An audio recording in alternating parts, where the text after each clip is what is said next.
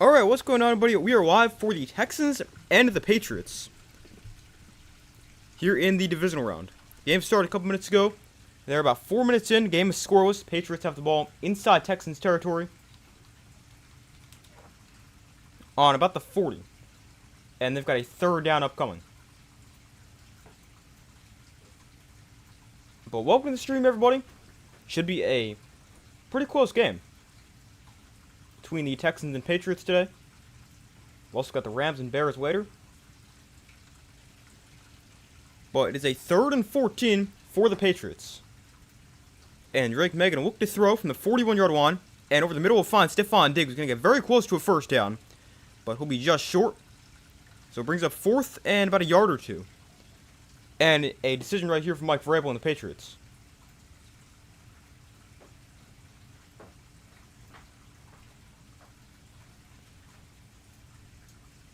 It's 4th and 1.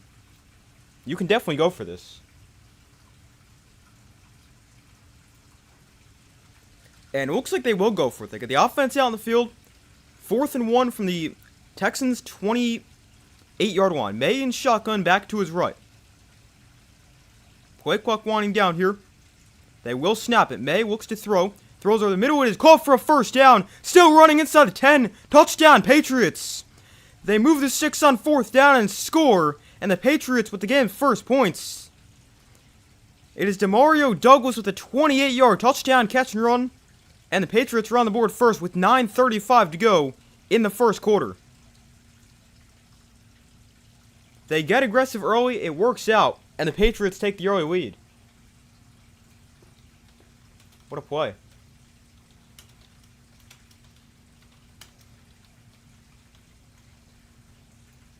It's a 6-play, 66-yard drive scoring, or 66-yard scoring drive.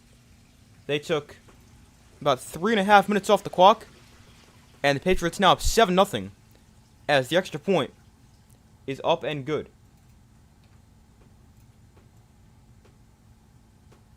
But to Mario Douglas with a 28-yard catch and run, and the Patriots take the early lead. And they score on their first drive.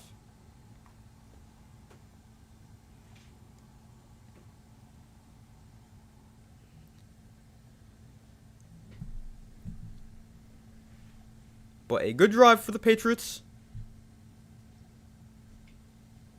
They go 6 plays, 66 yards. And they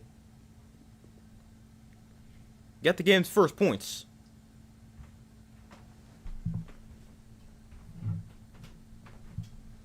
We got 9:35 to go in the first quarter. The drive for the Patriots took 3:18 off the clock. Oh, both teams actually had... That was actually their second possession. Sorry, I didn't realize that. Both teams went 3-0 on their first drive. And the Patriots came back with this drive and scored a touchdown.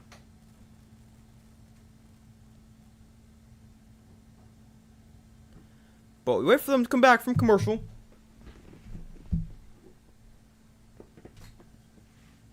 The Texans will get it back for their second drive. A 3-and-out on their first. Sorry, I'm kicking my tripod.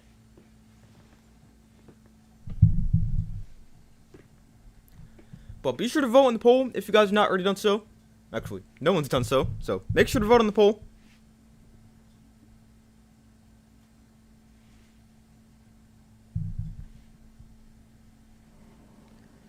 But we wait for them to come back from commercial.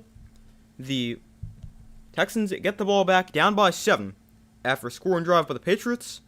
And we'll see what the offense can do for their second possession. Definitely expecting this game to be pretty low scoring. I took the Patriots to get the win 19-13. But I definitely think we're going to see a low scoring game.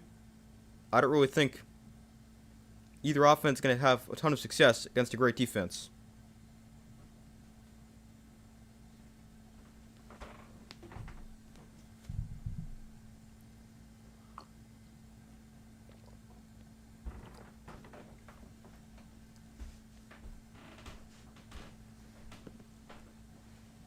And the Patriots got so lucky that pass wasn't knocked away. The defender actually tipped it on that 4th down play, but didn't knock it away enough. And it was still caught by Douglas. and he's able to run in for the touchdown. The Patriots take the lead, 9:35 to go in the first quarter, and the Texans will get it back. And the kick is away, and it's going to be fielded at the 10-yard line. And on the return here, he stumbles and is out to the 28-yard line. So C.J. Stroud and the Texans offense on the field for their second possession. A quick 3-and-out on the first drive. And the Texans looking for their first ever appearance in a conference championship game. They've never won a game in the divisional round. They're 0-6. Meanwhile, the Patriots have 15 conference championship game appearances, 6 Super Bowl wins, and they're 16-6 in the divisional round. But Stroud under center here, as Texans back on offense. From the 29-yard line, Marks is the back. This is the Texans offense playing without Nico Collins, out with a concussion. They hand it off here, Marks up the middle for a gain of about 2. His helmet came off on the play.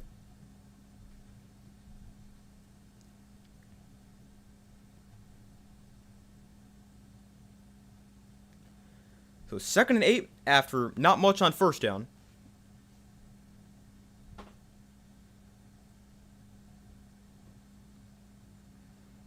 A 3-and-out on the first drive for the Texans. Got the ball here on their own 31. Stroud in shotgun, got it back to his left. Stroud throws down the sideline. It is incomplete. Could have gotten picked. Carlton Davis with very good coverage on the outside. And it brings up 3rd and 8.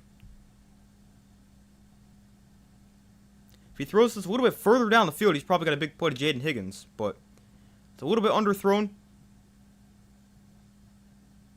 And a really good play by Carlton Davis. He gets his head around, makes a play on the ball, and he's able to knock it down. So 3rd and 8 from the 31. C.J. Stroud has not completed a pass yet today. He's 0 for 3. Stroud has plenty of time here. He steps up, and there's his first completion. He finds Schultz on the outside. He's got a ton of space after the catch. Schultz still running inside the 30. He's out of bounds at the 27-yard line. A huge catch and run for Dalton Schultz. And the Texans move the sticks on 3rd down and get their first 3rd down conversion of the game, and Stroud gets his first completion of the game. It is a huge gain for the Texans. Patriots going to strut in Super Bowl 60 with swag. I mean, it looks pretty likely that the winner of this game is going to the Super Bowl, especially after the Bo Nix injury. But a first down here at the 27, Stroud under center. And we've got a false start here against the Texans. That was a very aggressive false start signal from the ref.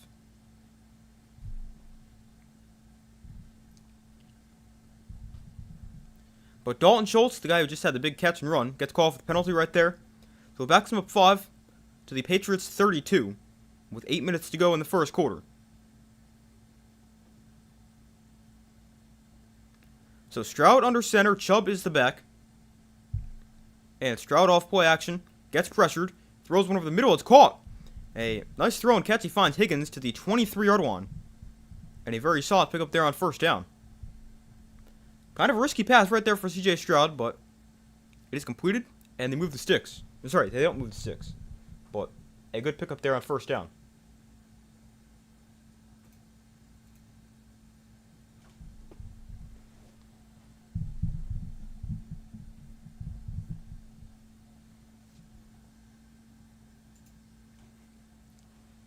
So Stroud and shotgun, who'll look to throw here. And underneath that is tipped up in the air, and they're very lucky that's not intercepted. He's trying to get to Xavier Hutchinson, and they got very lucky that wasn't picked. Not a very good throw for C.J. Stroud. The linebacker Ellis knocks in the air, and Texans are very lucky that falls to the ground.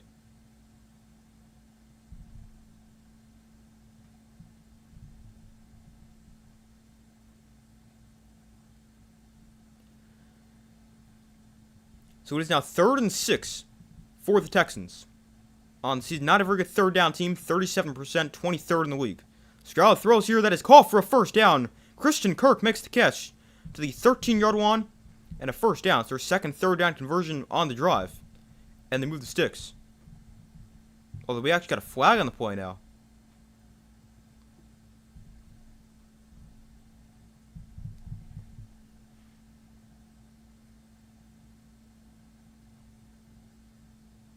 So let's see this.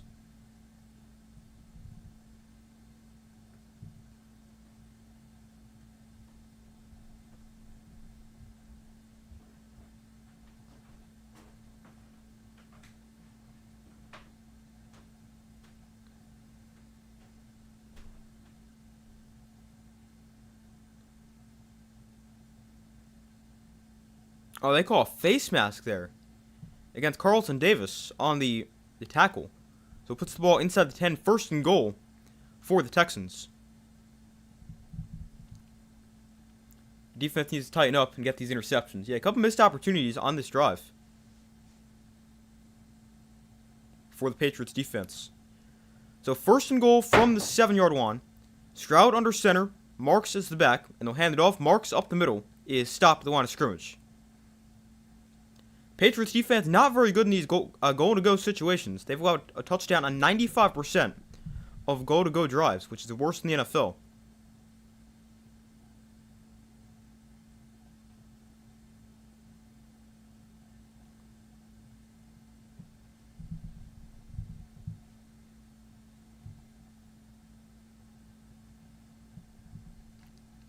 We probably have the worst interception record in the NFL season. Well, I mean, you would think so, but you can't really beat the Jets, who have 0. Stroud rolling right here, and he dumps underneath, caught by Schultz, and Schultz down to the 2-yard line, and it brings up third and goal.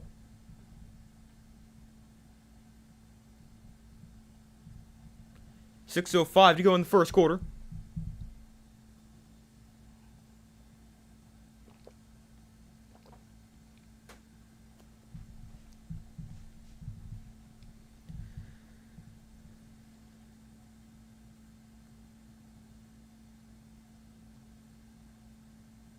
The Texans, not a very good red zone offense, just 46%, which is 30th in the NFL. They got a lineman wind up at fullback here, and they're going to hand off to Marks, who's in for the touchdown, but a flag is down.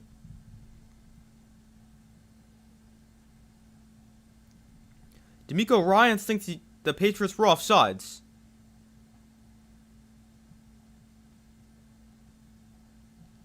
But it's going to come back. We got an illegal shift against the Texans. So that's a big penalty. Takes the touchdown off the board.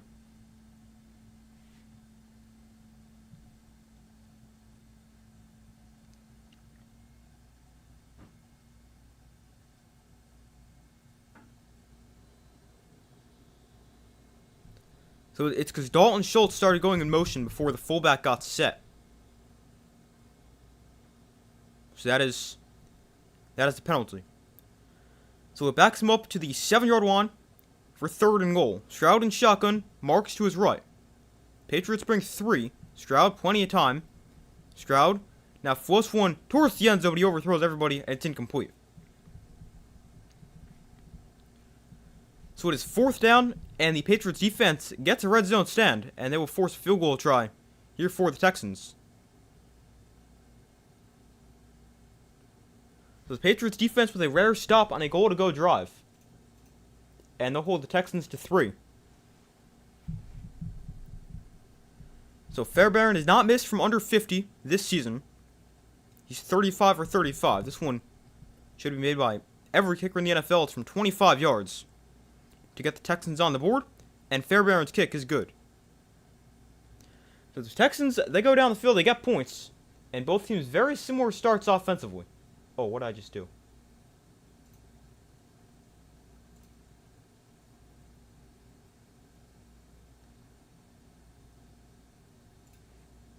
Alright, I fixed it. Sorry about that.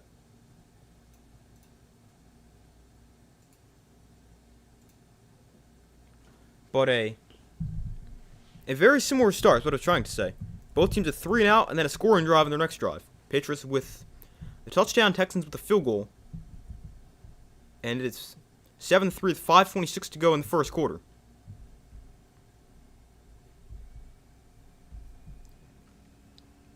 I'm ahead of you today. Yeah, sometimes I'm ahead, sometimes I'm behind. I have no idea. I think it might depend on what channel it's on.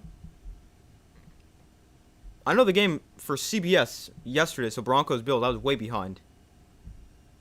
But I don't really know why some are ahead, some are behind, but I guess it's just that's how it works for some reason. Not really sure.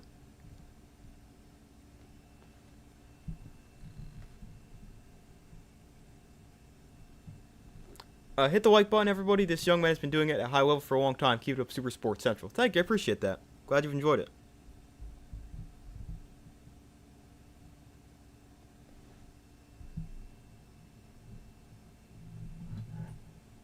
Hold on, lost internet connection for a second.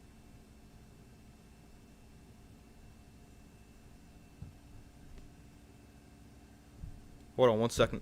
I'm gonna fix something real quick. Gotta move my mic for a second, so 1 second.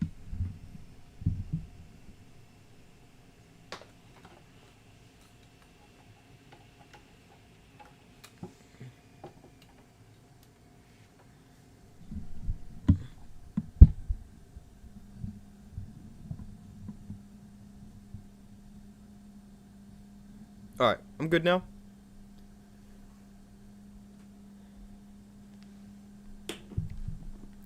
Alright, but we wait for them to come back from commercial.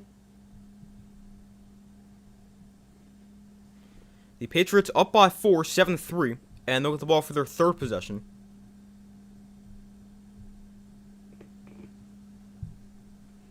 Poor Knicks, yeah, I know, that's terrible. I mean,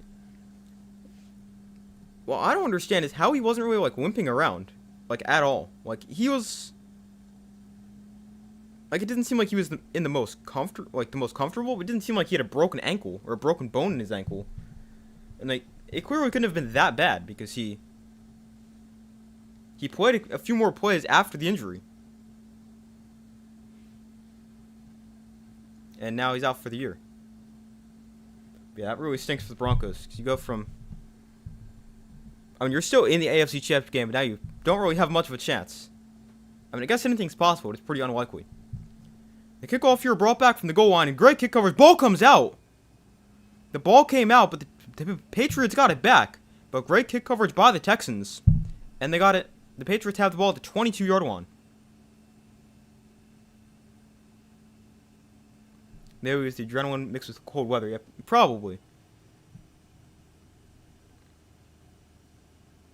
And once it started to wear off a little bit, he's like, I think my ankle's broken. Yeah, that's probably it.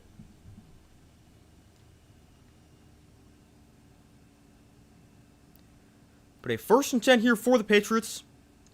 And here's a delayed handoff for Travion Henderson, and he goes nowhere. He's stopped at the line of scrimmage for no gain. Drake May on that last drive went 4 for 4, 48 yards, and a touchdown.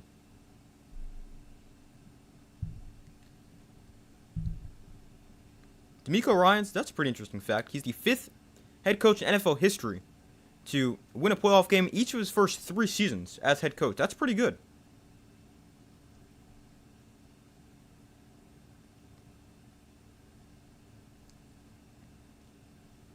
But here is a 2nd and 10. May in shotgun. Ramondre Stevenson to his right.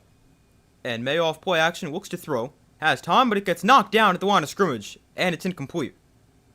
Trying to get it to Stephon Diggs. But it brings up 3rd and 10.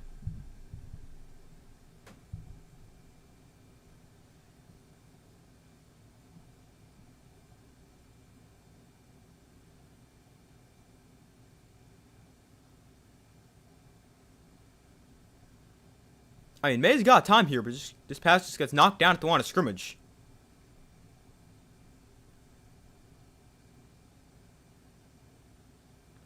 But here is a 3rd and 10. May in shotgun, Stevenson to the left. And May can look to throw on 3rd and long.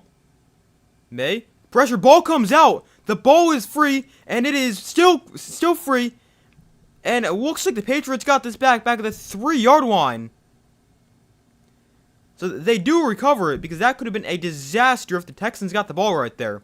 But May fumbles it. And the Patriots recover at their own 3-yard line. And it's 4th and long. for the Patriots, and they'll punt it away. Daniil Hunter knocks it out. And the Texans have multiple opportunities to recover it. But just nobody can dive on it. And the Patriots have to get it back. The Patriots just able to get this punt off. Punt from the back of their own end zone. And it's brought back here from the 42-yard line. And on the return, it's returned to the 47 by Jalen Noel. But a pretty solid return and great starting field position for the Texans. Starting inside Patriot territory for their second drive.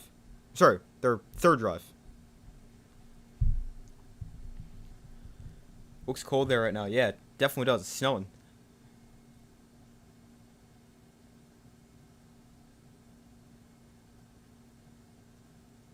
I think they put up the forecast before. It's 35 degrees. The Bears game is going to be so cold tonight. I read this before. I'm going to see if I can find the exact thing I read. I think it's supposed to be, feel like 0 at kickoff.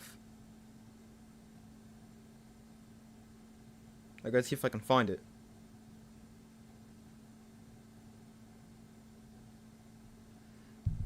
Yeah, kickoff expected to be, kickoff temperature expected to be in teens, with 0 degrees as like the wind chill. That's pretty cold. Reminds me of a playoff game a few years ago with the Chiefs and Dolphins. Wasn't quite. It was nowhere near as cold as that. That game was like minus 20. That was freezing. Or way below freezing, actually.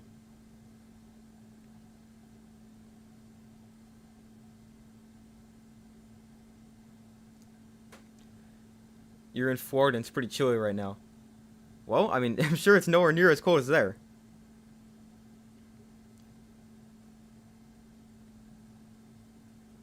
Yeah, Florida's nice because it doesn't really get that cold. The coldest it gets is like 50.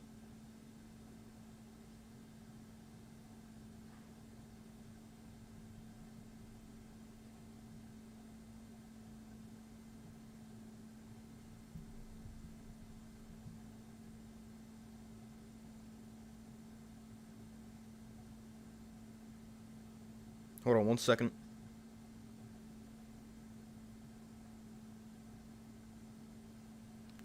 Alright. But we still wait for them to come back from commercial. The Texans get it back. Down by 4, but with great starting field position for their next possession.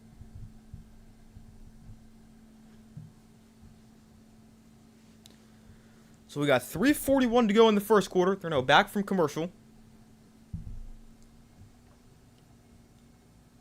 So far, results in the poll, 60% have said the Texans will win, 40% said the Patriots. Make sure to vote if you haven't already done so. The first down play is a handoff to Marks, and he goes nowhere. He stopped at the line of scrimmage for no gain. Brings up 2nd and 10. Last night must have been 31 or 32 degrees, but extremely cold for us. Wow, that's pretty cold for Florida. Yeah, it was snowing here this morning, and yesterday, actually. So, quite cold. Dalton Schultz looks like he's going to the locker room. That is a big loss for the Texans, already without Nico Collins. Stroud to throw here. He gets pressured, hit, and it is incomplete. Dangerous throw. Nearly intercepted. And it's 3rd and 10.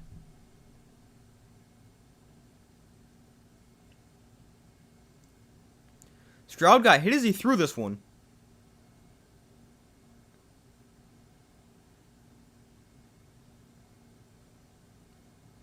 He just throws over the middle, trying to get to Higgins. And again, he's pretty lucky he's not picked off right there. That's the 2nd or 3rd time he could have gotten picked in this game. So 3rd and 10. Stroud going to look to throw, pressured. Throws the outside. That is a high throw caught by Higgins, close to the marker. But he's going to be a yard short, but a great catch by Jaden Higgins. So it is 4th and 1. I think you got to go for this. 4th and 1. You got a good kicker, so you could kick this, but I like going for this right here. It's like 4th and like half a yard.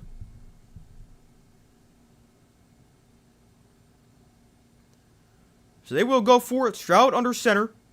Marks is the back. Stroud might just sneak this ahead. It's 4th and 1. They're trying to draw him off sides first. Stroud going to hand off. Chubb going to have the first down. Didn't get much, but moved the sticks. Got just enough. And it's a first down for the Texans. Nice 4th down conversion right there.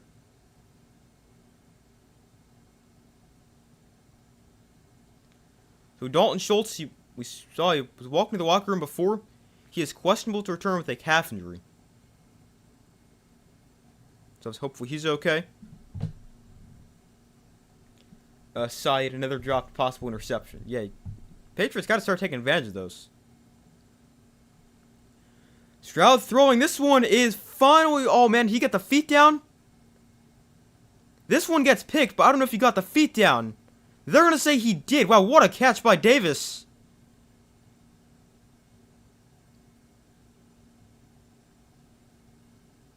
Oh, yeah, I think the knee's down in bounds. That is very close, though.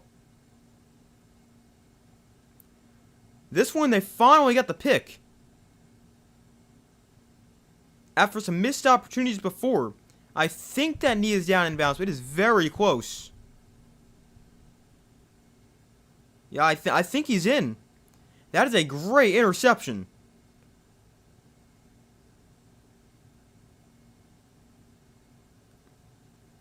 Well, he's got possession. The knee is down. Yep, that's inbounds. That's an interception. What a catch. Another bad throw for Stroud. That's like his 4th throw that he could have been picked off on. This time it actually happens. And the Patriots take over. And they finally get the interception. But after a few missed opportunities, they finally get the pick. As they pick off C.J. Stroud. Carlton Davis comes away with the pick.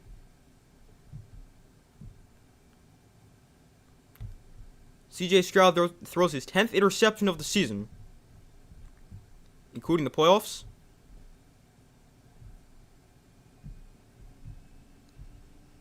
And that was just not a good throw. He threw it, like, just floated up in the air way too long, and he got picked off.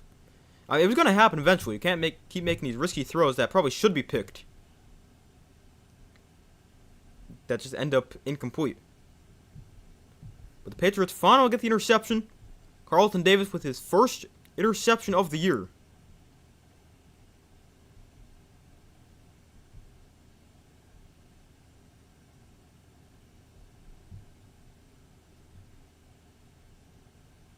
And it comes at a pretty big time. So the Texans not able to capitalize off the good starting field position. They're going to move the football a little bit. But then Stroud throws a pick. And the Patriots take over at their own, where are they? 20-ish? Yeah, their own 18-yard line. I guess I needed to talk about it, and it might happen sooner or later. Yeah, I guess so.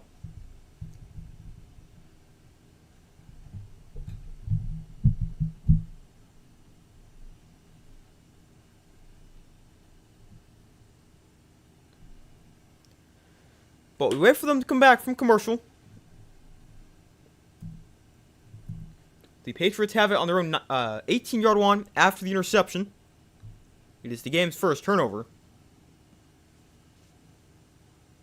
And the Patriots have it with a minute to go in the opening quarter. So they go back to the interception here.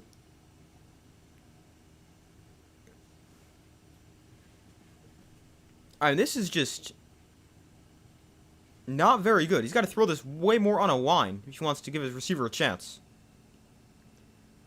The Patriots start this drive, a handoff up the middle for Stevenson, who picks up 4, maybe 5 yards.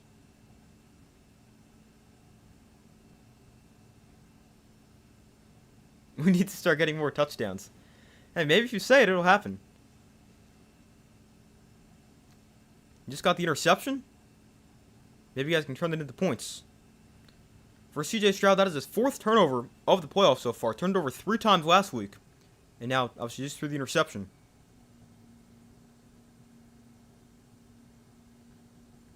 So 2nd and 5. May fakes it to nobody.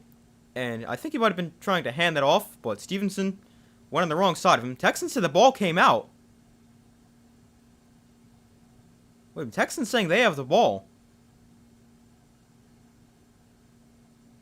And it is Texans football. Wow. Drake May fumbles, and they give it right back.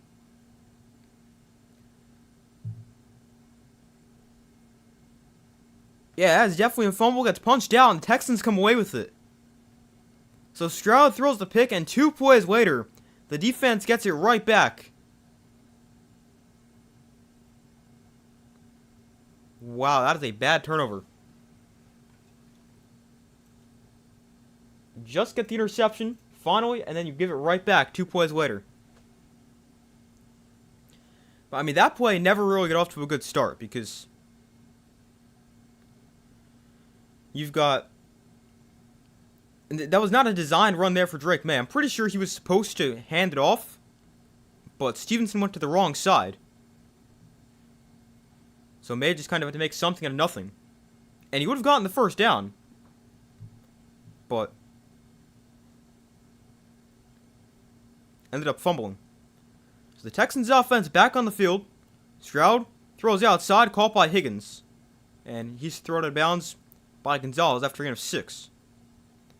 May is turning it to Stevenson from the start of the season. Yeah, got to find a way to hold on to the football. That's already his 2nd fumble of the quarter. Although they were able to get the first one back.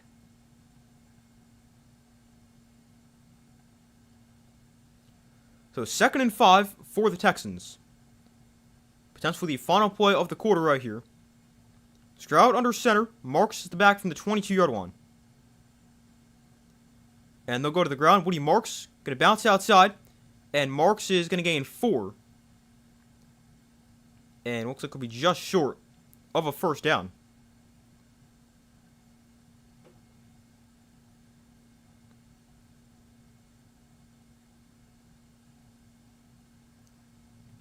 But that brings us to the end of the first quarter. The Patriots lead 7-3. But the Texans with football inside Patriot territory, looking to put up some more points after the turnover. I think May fumbled 2 or 3 times during the Chargers game last week. Oh, really? I didn't even see much of that game.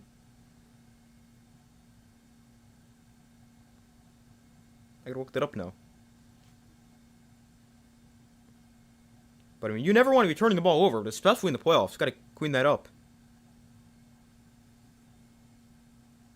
Can't have that happening.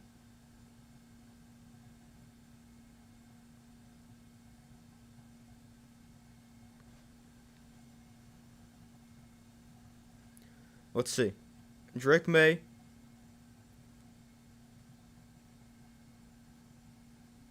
It doesn't say for a quarterback? Oh, that's annoying.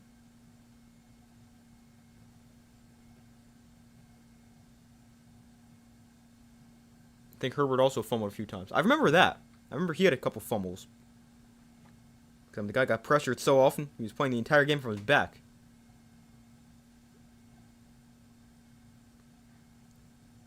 Maybe it's available on a computer. Because sometimes they give you more features on there because it's a bigger screen. Let's see. No, they just don't tell you about fumbles for a quarterback. Although I could just go look back at the game. When we do that.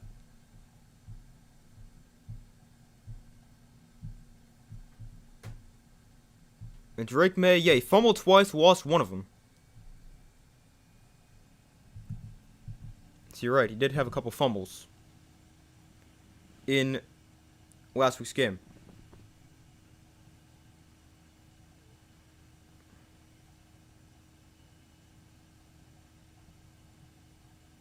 And then Herbert, he also had a couple fumbles. He had 2 of them as well.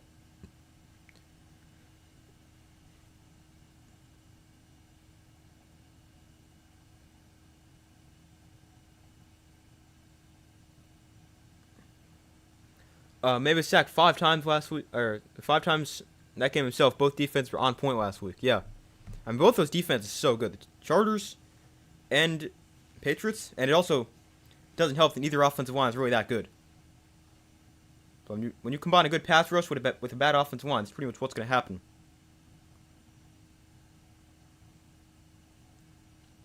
And that's kind of why I worry about the Patriots a little bit in this game, because the Texans' pass rush is obviously one of the best in the NFL, and the offensive line is not necessarily great. But 3rd and short here for the Texans. They go Wildcat, and they'll try to sneak this ahead, and they will get the first down on the tight end sneak. Cade Stover with the carry and a first down.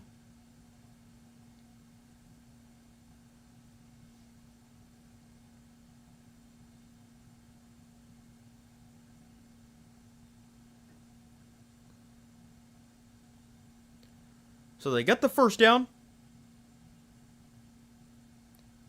on the sneak right there. It's their version of the tush push. And a first down from the 16-yard line. Stroud sets up the screen here from Marks. He gets a block from his center. And Woody Marks is going to gain about 5 yards as he's knocked down at the 11-yard line.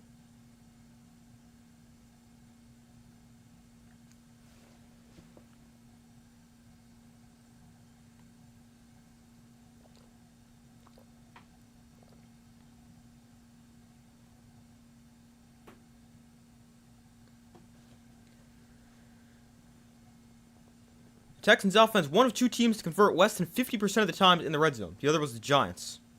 That makes me feel so good. Yeah, I know we had a terrible offense. But 2nd and 4 here. Stroud and shotgun back to his right. And they'll hand it off here. Marks makes a cut and is pretty much stopped at the line of scrimmage. And again, he loses his helmet for the 2nd time today. So it brings up 3rd and 4. Do you really think the Rams will be able to play their best game in that weather tonight? I mean, I don't know. That's definitely something to watch.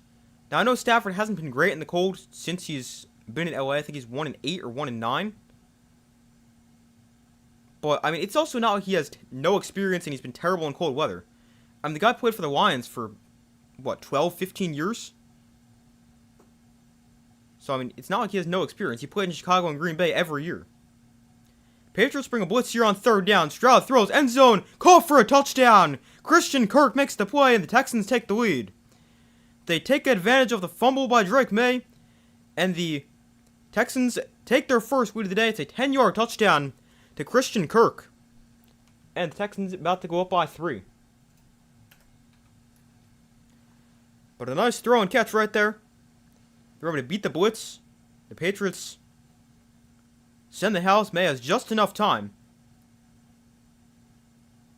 And makes a good throw to the outside to Christian Kirk for the touchdown.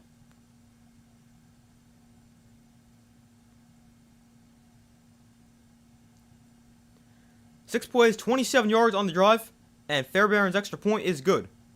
So it is now 10-7 as Texans take their first lead of the game.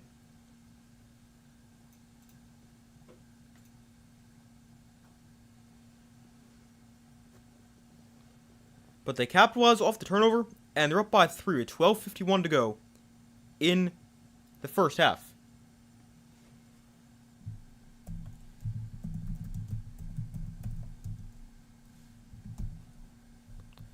Hold on 1 second. I'm looking up the Stafford in cold weather. See if people were talking about that. Because I know a lot of people are kind of making a big deal about that because it's going to be freezing. And it could snow, I think.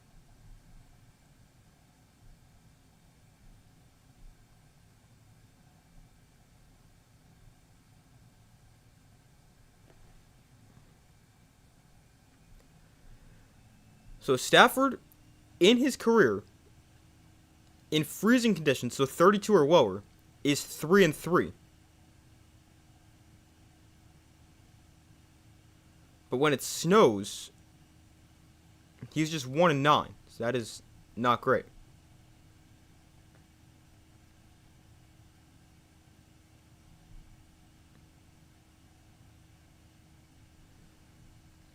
But I think Stafford will be fine. I'm not really too concerned about that.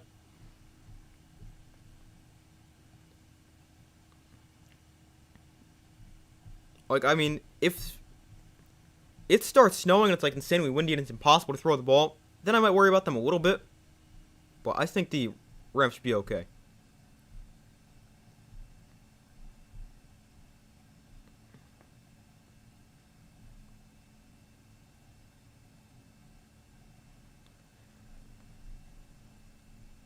Not just about Stafford, think about the receivers, O-line, and defense.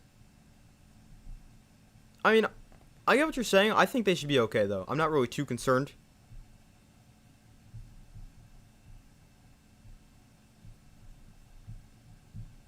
Like, I mean, I think if the offensive line and I think the run game could be even better if it's cold because it's not really a great defense they're playing against. The only thing I could worry about the defense a little bit because the Bears obviously built through running the football and they want to.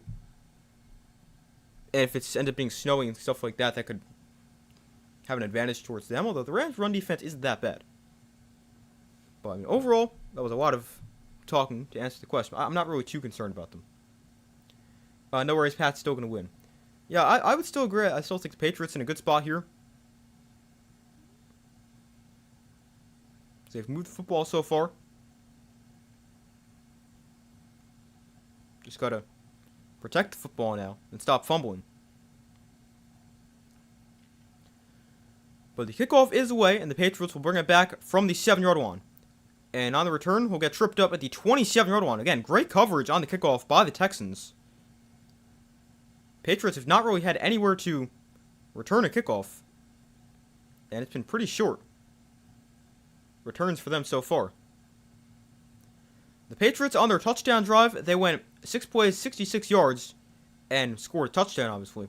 But on their other 3 drives, they've gone 8 plays for -4 yards, punted twice, and lost a fumble. So definitely not great.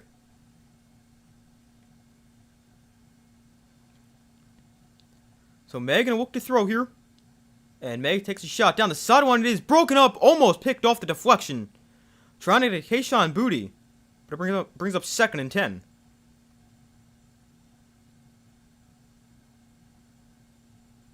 And we were just talking about the weather in Chicago for later. It's snowing pretty hard here. This could be a factor as we get deeper into the game.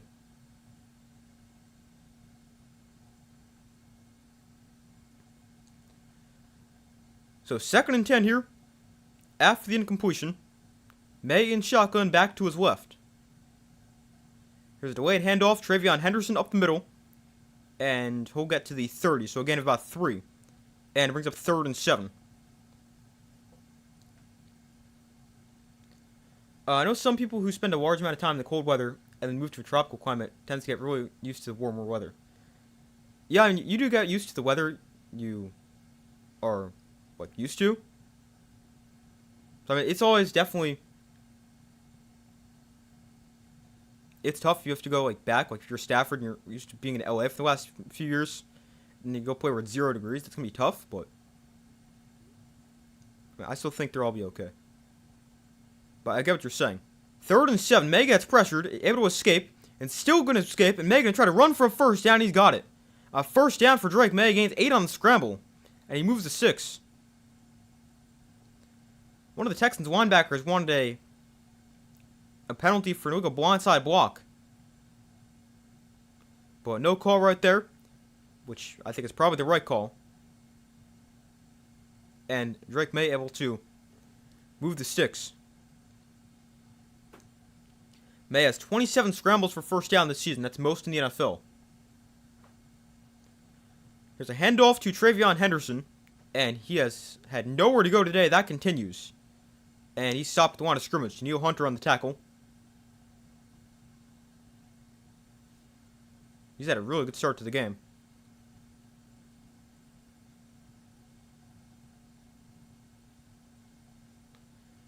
Drake May in 2 playoff games he ran for 78 yards.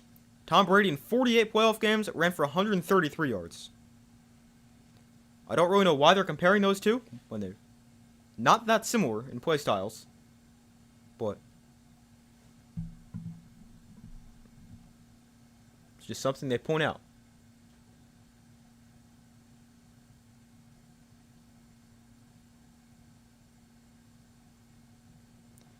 But we got a timeout called by somebody, I think. Not completely sure what happened here.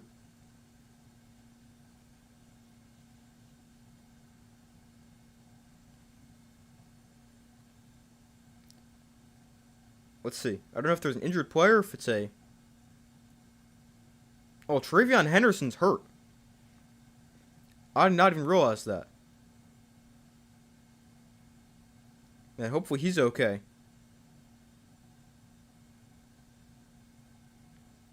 Travion Henderson is down on the field after that play.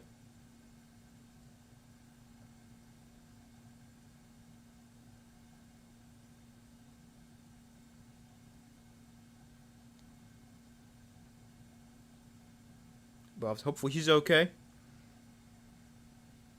Hasn't really had much space to run the football. 4 carries, 2 yards so far, but obviously still hopefully he's okay.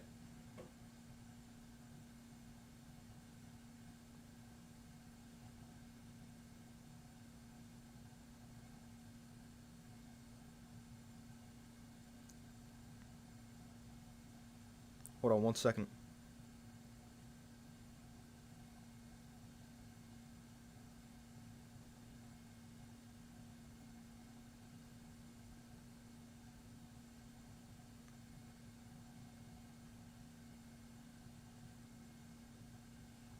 Alright.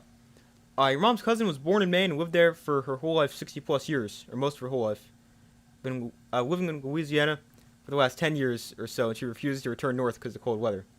Yeah, that's how a lot of people are. That I've heard about. People want to like stay with the warm weather. I mean, it makes sense because I would probably be the same way if I were to ever live in the South for a while.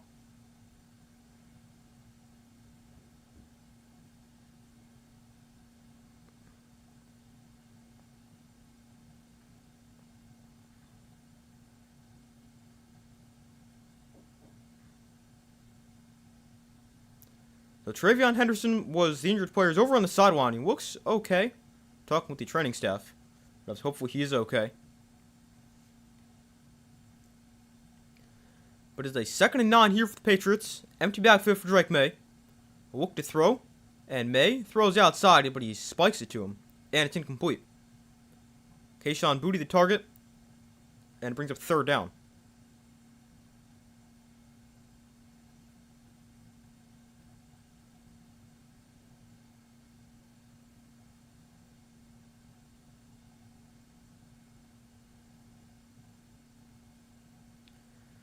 So here is a 3rd and 9. Not where you want to be against this defense, especially with this pass rush. But 3rd and 9 from the 38. May in shotgun. A look to throw. Texans rush 4. May has time. Takes a shot. Downfield. It is incomplete through the hands of Mac Hollins. Or sorry, that's not Mac Hollins. That's Williams. And it's incomplete. Hollins is 13. Williams is 18. And it's 4th down. That was a tough catch, but a good throw there for Drake May.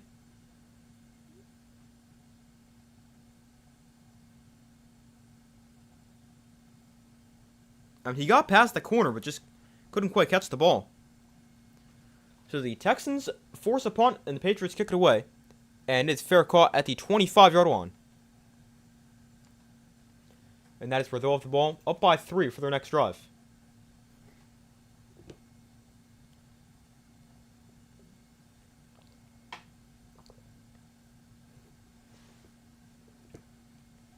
Patriots better do something during halftime. They've really got to find a way to get the offense going. I mean, just 7 points so far. I know we're playing against a great defense, but definitely we've got to wake up offensively.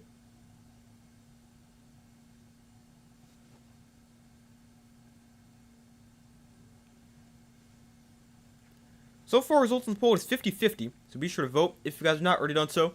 I took the Patriots 19-13. That was my prediction for the game.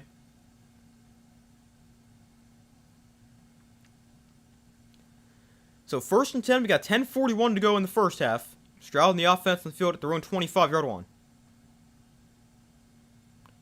Stroud off play action, gets pressured. The ball is out on the hit. It's up in the air and intercepted for the 2nd time. On the return, he's going to bring it back. Almost. Is that a touchdown? It is. Pick 6, Patriots. And they retake the lead.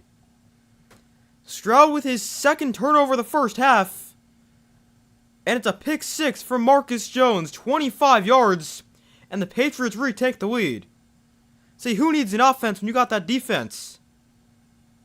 And they're back on top.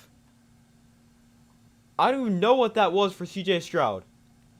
I don't know if he was trying to throw that, or if he just tried to get rid of it, but not a good play. Whatever it was. And the Patriots take the lead. It's now about to be 14-13.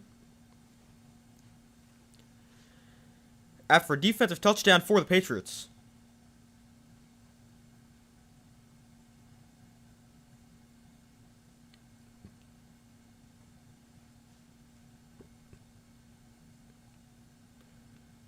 But that is the third combined turnover for the two teams here in the first 20 minutes of this game.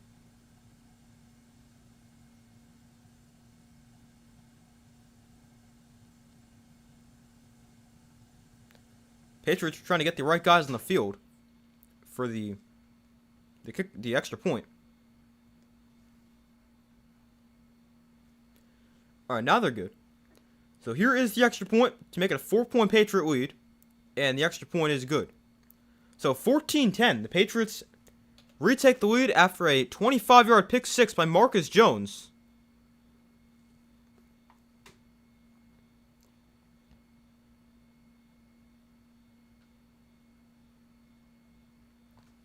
So it is a 4-point Patriots lead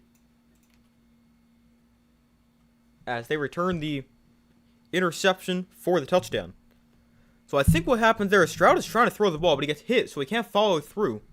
And the ball might get tipped, which just kind of causes it to just like float there in the air for a while. And Jones is able to easily pick it off and bring it back for a touchdown.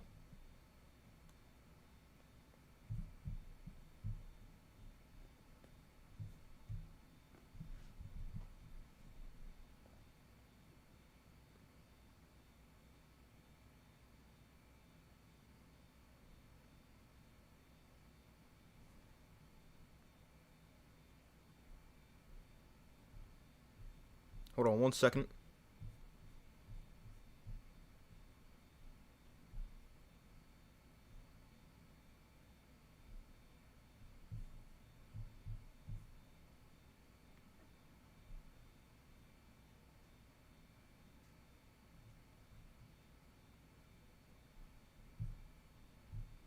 Give me 1 second.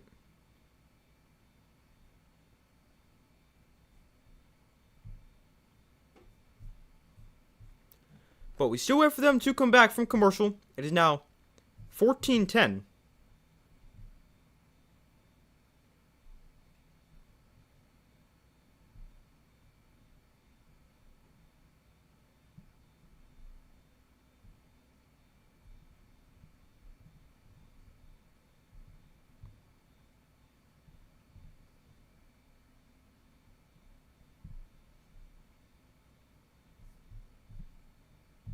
Give me 1 second.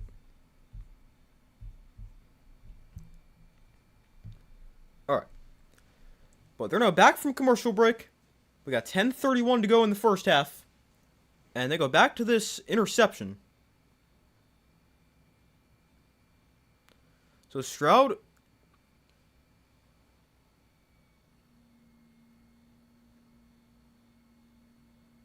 So it looks like the play is designed to go.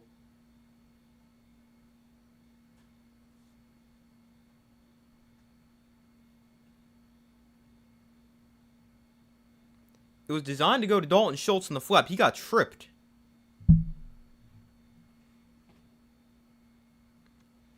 And it looks like they also missed a face mask on the tackle as he was going into the end zone. Well, I mean, touchdown would have stood either way. Just would have affected the kickoff most likely. But the kickoff returned here from the 1-yard line.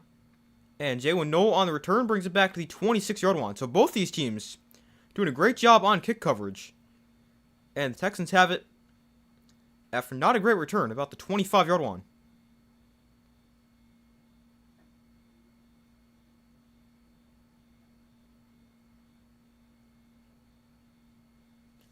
But the offense for the Texans back on the field.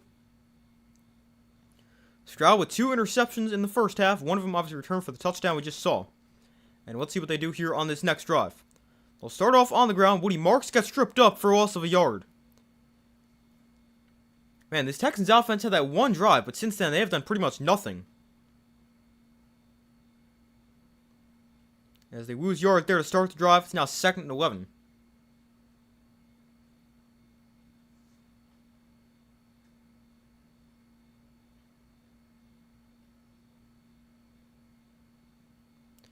Texans have not run the ball very well. Neither side has really run the ball that well.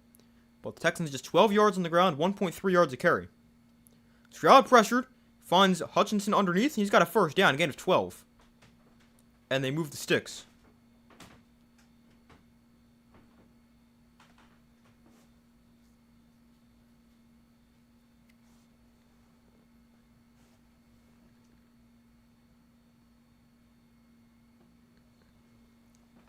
CJ Stroud today, 9 for 17, 108 yards, touchdown, 2 interceptions.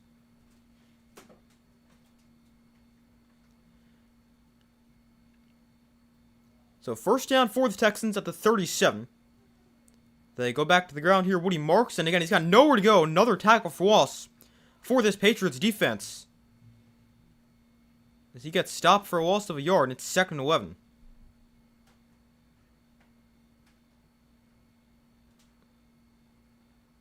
I mean, he's just had nowhere to run the football.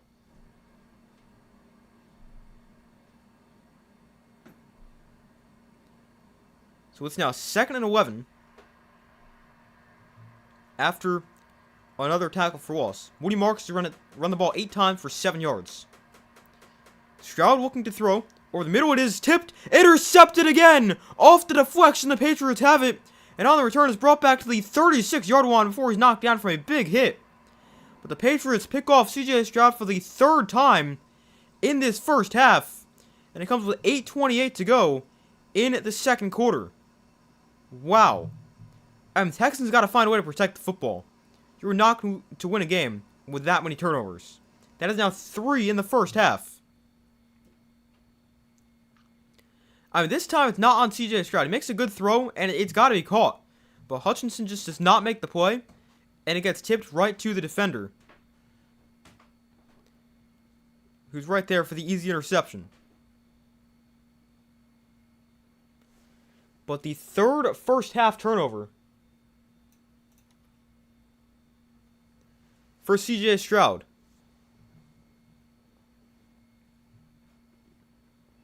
So they are to rule he was down at the 48. Who got the pick 6 here on the phone?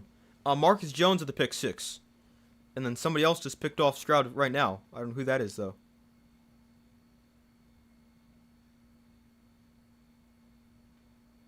Woodson just had the interception right now.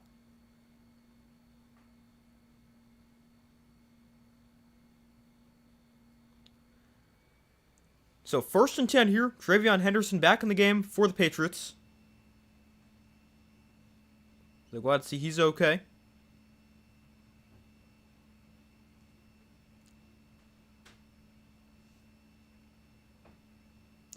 So 1st and 10 from the 48-yard line. May hands off. Henderson is going to nice spin move. And he's taken down for about 5, maybe 6. It looks like they faked the flea flicker on that play. Henderson paused for a second after he got the ball.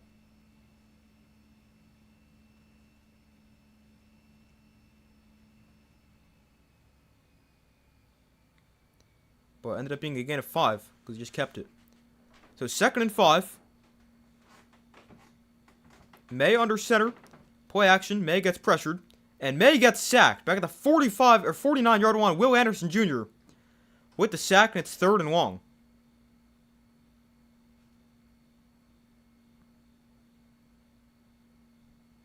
Drake May does not have much of a chance in this play. It's a loss of 8. But he fakes the handoff, and he gets pressured right away. He's forced to step up. And then Will Anderson Jr. is right there to take him down to 49. Marcus Jones has been a beast this season on both defense and special teams. Yeah, he's a good player. I think he was the guy who had the punt return touchdown against the Giants. But here's 3rd and 13. May looks to throw, and underneath he finds his check down Hunter Henry for a gain of about 6. But the Texans defense, they force a 3 and out, and the Patriots will punt it right back.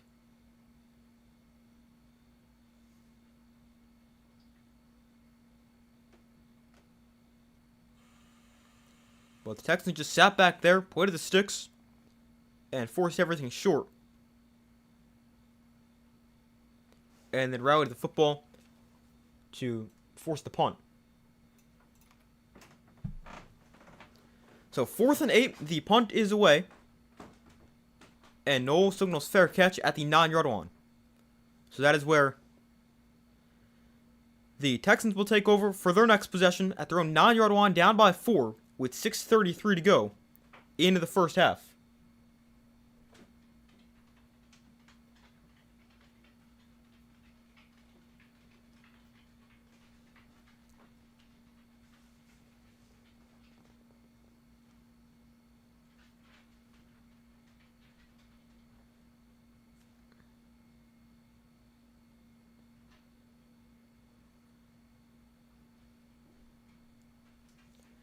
So 1st and 10.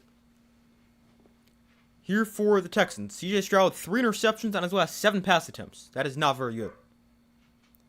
Stroud under center. And Stroud going to look to throw. Gets pressured. Stroud, again, just ball is out. That was another risky throw. This one ends up incomplete. But, I mean, that is another not great decision. He's just trying to get rid of it. This one ends up incomplete.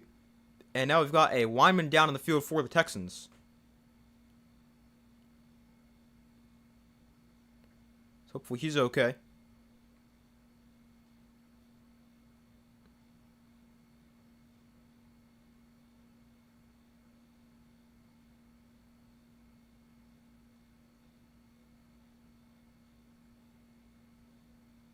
But hopefully he's okay. It's Howard is the guy who's down on the field. 71, I believe, is his number.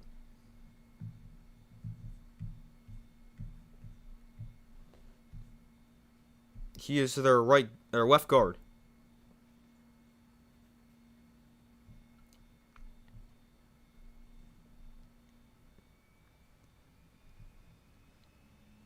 Although he's actually playing right tackle today because Trent Brown is out.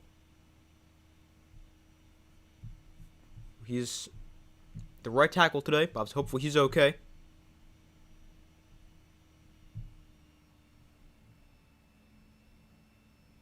Much longer in the first half. We got, let's see, 6:28 left in the first half.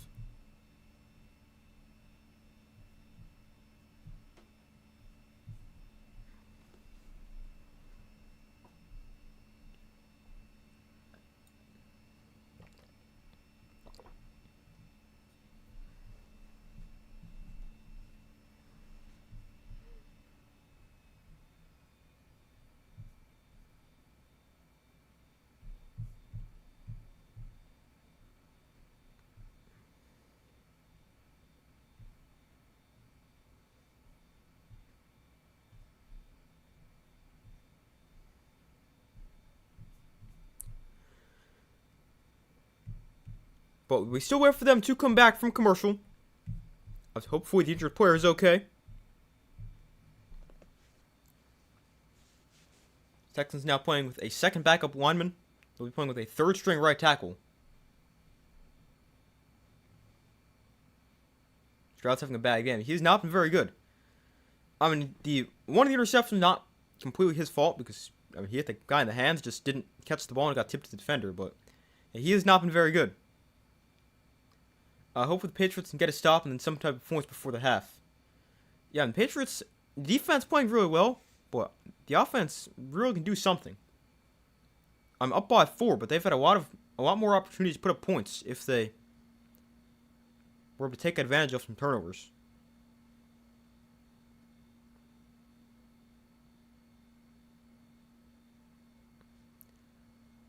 So 2nd and 10 here.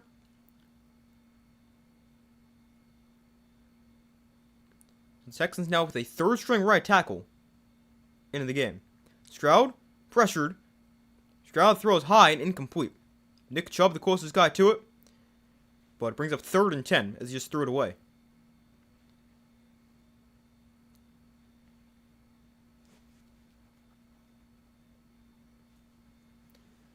So Woody Marks is also hurt for the Texans. He's questionable to return with a shoulder injury. They've also got Dalton Schultz out with a calf injury. And now you've got Trent Brown over on the sideline as well. So Stroud in shotgun, Chubb to his right. 3rd and 10. He's going to look to throw. Stroud pressured. Stroud stays on his feet and then spikes it into the ground.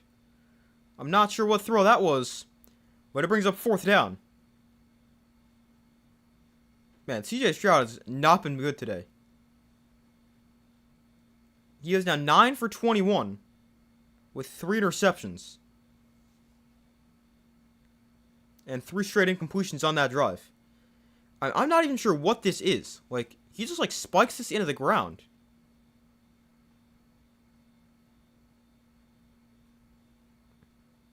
Oh, looks like it slips out of his hands.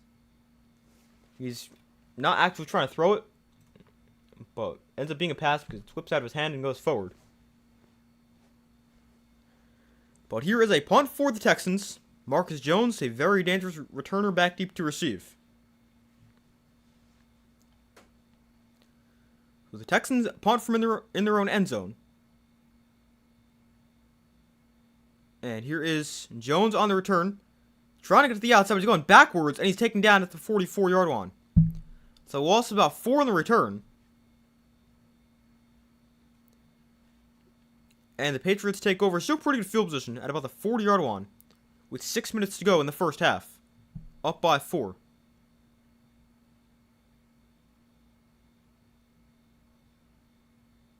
Man, how many injuries are there in this game? The Patriots also with 2 guys who are questionable. Ramondre Stevenson with an eye injury. And Craig Woodson, the guy who had the interception before, questionable with a head injury.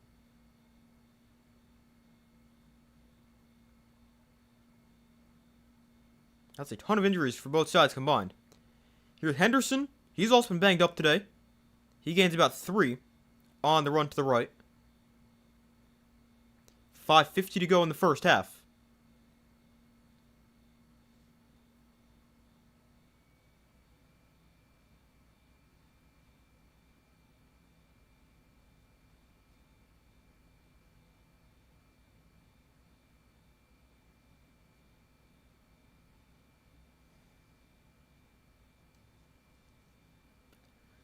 So 2nd and 7, Stroud and shotgun back to his left.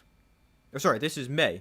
And he throws over the middle, wide open receiver. Kayshon Boutte inside Texan territory to the 29-yard line. Nice catch and run for Boutte and a first down for the Patriots. That is their first real positive offensive point in a while. But that's a really nice catch and run. Gets him inside the 30 to the 29-yard line. And they got 25 yards on the catch and run.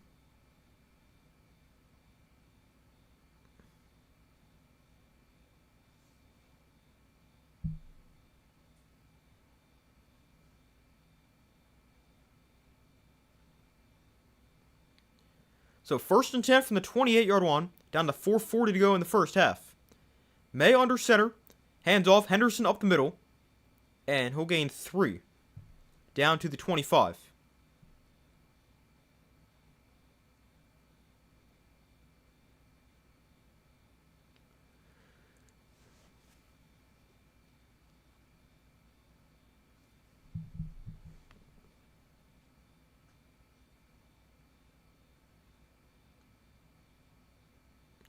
So 2nd and 7.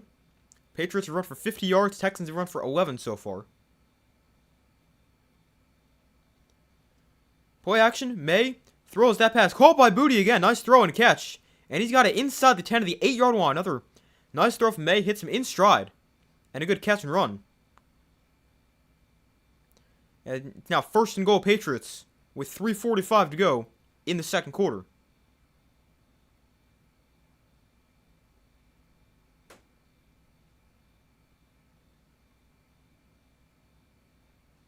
was a nice throw for Drake May.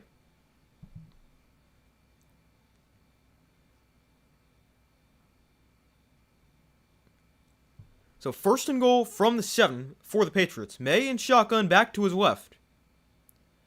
May gonna look to throw. Has time. Throws end zone. It is called for a touchdown. Stephon Diggs. Nice catch.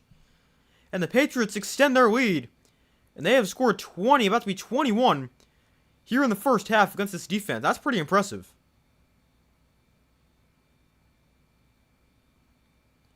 I thought they'd only scored 19 in the whole game. But, man, what a first half for the Patriots. I mean, even though the offense hasn't been super good, 21 points is definitely quite good. That's also a really strong catch by Stephon Diggs. It's a perfect throw for Drake May, and then there's 2 defenders trying to knock that ball away. And Stephon Diggs with the strong hands able to make the play. That's a really nice catch. But 5 plays, 56 yards, 2:48 off the clock. And the extra point right down the middle. It is now 21-10 as Patriots extend their lead.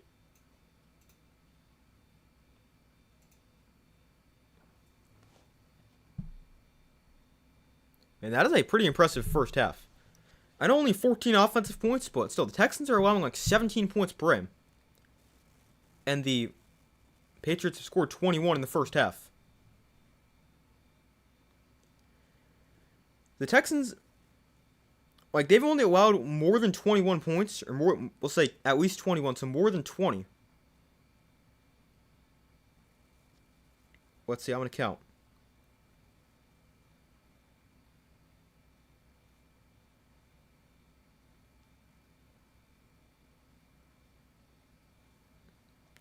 They've only had more than 20 points 4 times in a game this year.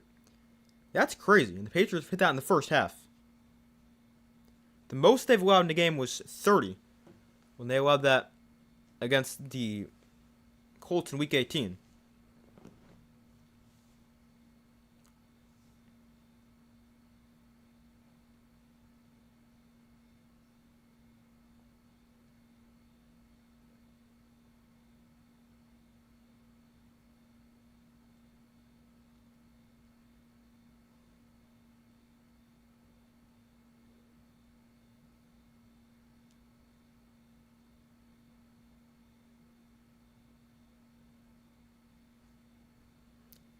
Stephon Diggs caught 83% of his targets this season, which is best in the NFL. That's pretty good.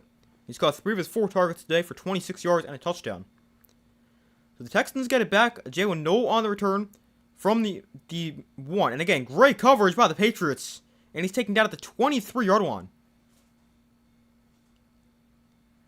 So the Texans offense back on the field here, down by 11, with about 3 minutes to go in the first half.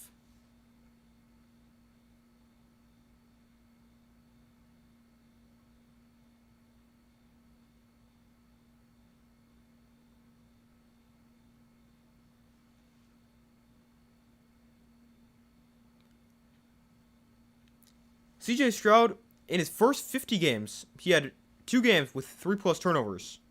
Well, this is almost intercepted again. This one had to have gotten tipped at the line.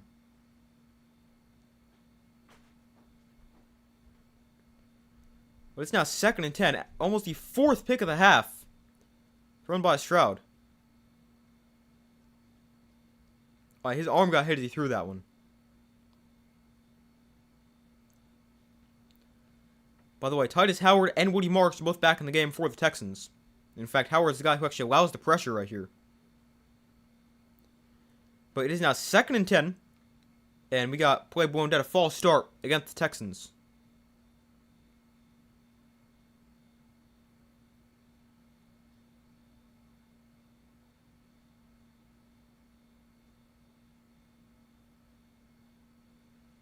Patriots probably more interceptions this game than they've had all season. Well, I mean, yeah, when you have 3 in the first half, it's pretty good. But are the Patriots really a team that had, like, no interceptions? I did not even realize that. I'll look it up in a second.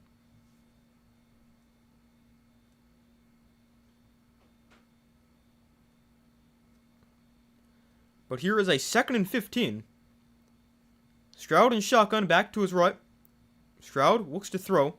Has time, goes deep down the field. He's got a receiver who beats the defense, Christian Kirk, but he overthrew him. A flag is down, though. So we'll see what this is.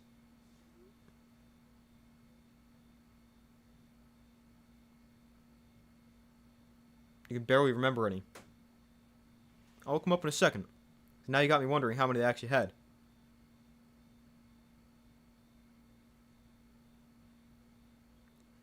So we got pass interference here. Against Carlton Davis, he was the guy matched up with Christian Kirk. Oh, that's the penalty? That is a terrible call. There is no barely any contact there. That is terrible. Yeah, that's an awful call. And some people thought the ones last night were bad. That was terrible. But it puts the ball at the 39-yard line after the penalty. And Texans go to the ground, and Mark's taken down for loss of 3. He has just had nowhere to run the football. He's consistently getting hit in the backfield. And he's now run the ball like 9 times for like 5 yards. Stroud is a closet Patriots fan, perhaps. Yeah, maybe, with the way he's playing.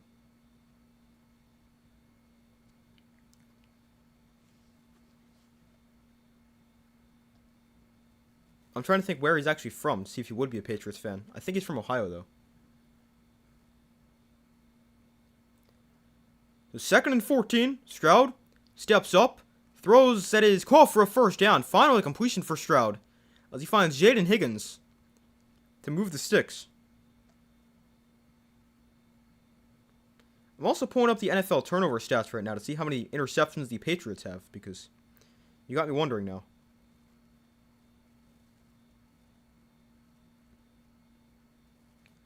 The Patriots, they had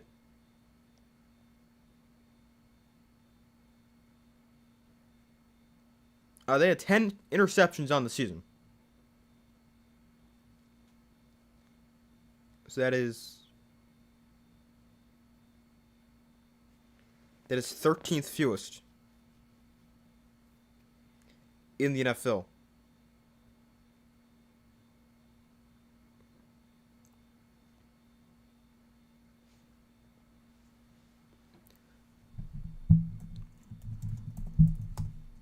But TJ Stroud, he's actually from...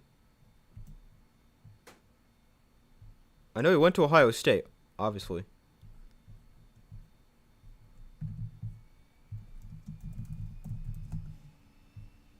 Oh, he's from California. Why do I think he's from Ohio? I know he went to Ohio State, so I guess that's why. I thought he was a local guy for Ohio State. But he was actually from California. So probably not a Patriots fan, but playing like one today. 10. Yeah, not a ton, but they had a few. But we still wait for them to come back from commercial at the 2-minute warning here in the first half. The Patriots up 14-10. Each team with all 3 timeouts here in the first half. The Texans are running the football today. They have 11 carries for 7 yards. Woody Marks is running 9 times for 3 yards. Man, that's pretty bad.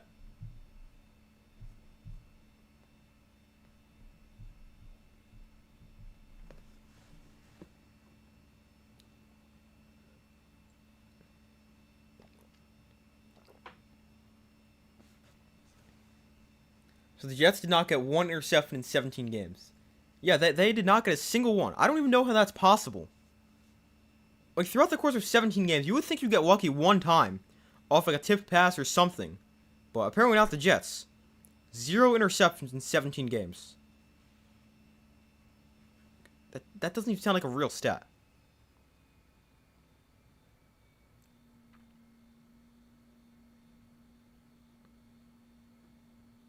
They were the first team in like 100 years to have that happen. So, I mean, the last time that happened, teams probably threw the ball like 1 time a game.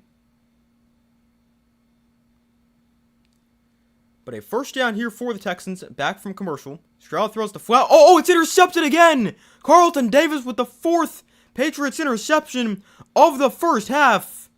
And they've got the ball with 1:54 to go. Wow. Stroud with his 4th first half interception.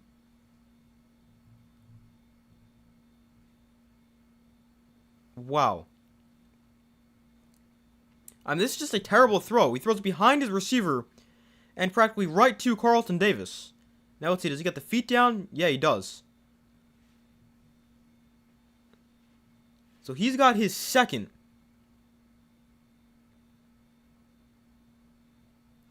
Of this game after 0 in the regular season.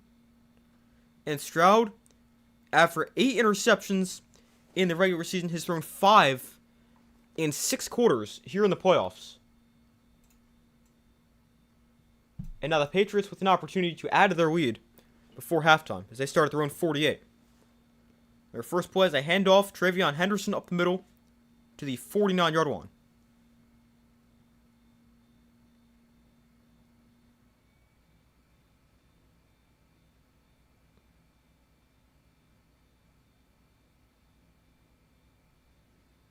People always like to make fun of Justin Herbert throwing 4 picks last year.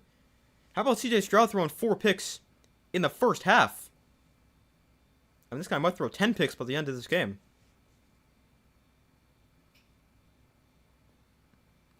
But here is a 2nd and 7. May throws outside. It is bobbled and incomplete.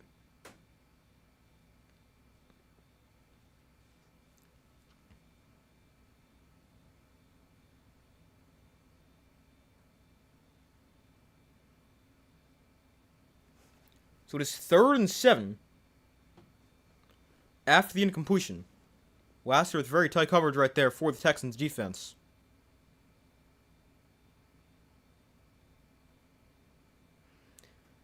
But we have almost half our entire regular season total in the first half. Yeah, that's pretty impressive.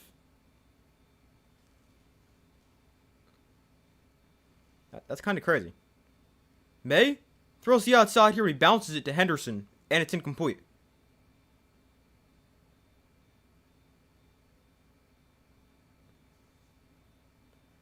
But not a very productive drive right there for the Patriots. As they go 3 and out, and the Texans will get it back. I mean, the Texans defense really keep them in this game. Because if they had a bad defense, this game would be like 45-10 at this point. But the Patriots punted away. And the Texans defense gets a stop. And it's fair call at the 10-yard line.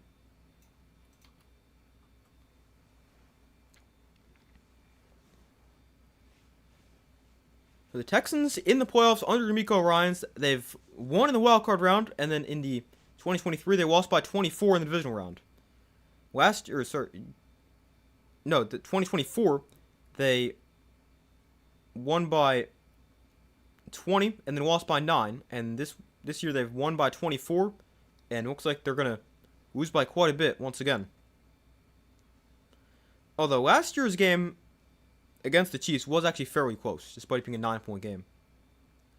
Stroud to throw here, and he spikes it into the ground at the feet of Higgins, and it's incomplete. Minute to go in the first half.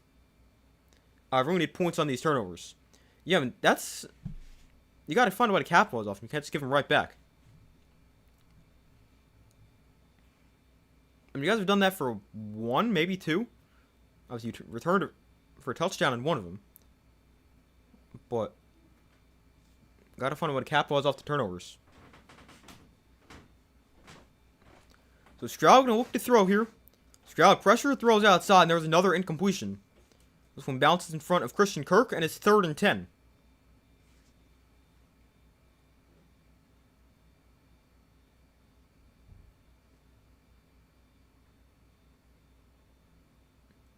Stroud should be embarrassed. Yeah, I mean, 4 first half interceptions is terrible.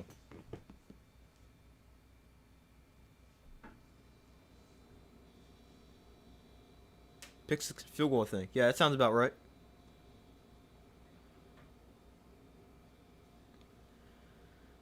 So the Patriots, they're going to get the ball back here most likely because they can call a timeout if they got a stop. And they will get a stop as Stroud tries to scramble. He stopped after a gain of 2. A flag is down, though.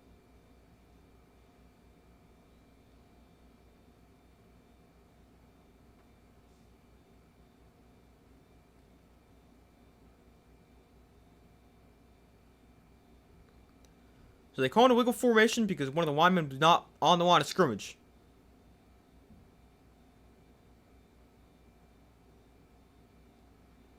But the penalty also stops the clock, so the Patriots do not have to use a timeout. So they'll get the ball back with 49 seconds left and all 3 timeouts. And the opportunity to put a drive together here before halftime.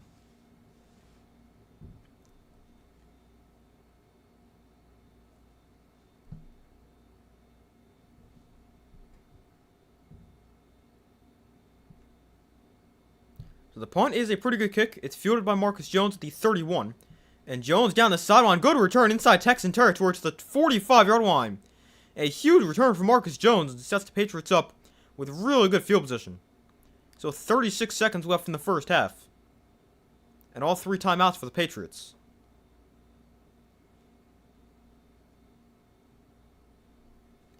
So 2 out of 4 interceptions. Yeah, we got points off on the pick 6, obviously, and then a field goal.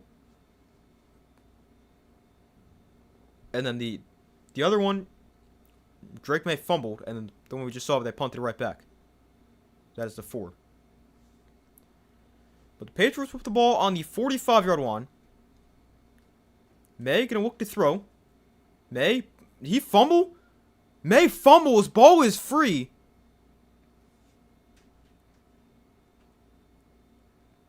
But the Patriots are able to get it back. Will Campbell comes away with it, the left tackle. Now 20 seconds left in the first half. This time Will Anderson knocks it out, and he's not able to pick it up. The Patriots able to get it back. I'm going to go see another stream. I'll be back at the start of the second half. Okay, sounds good. See you then.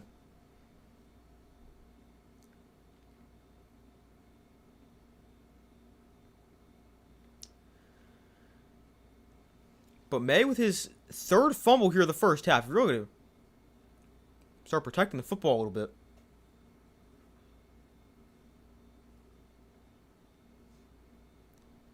It's his 3rd first half fumble. He's only lost 1 of them.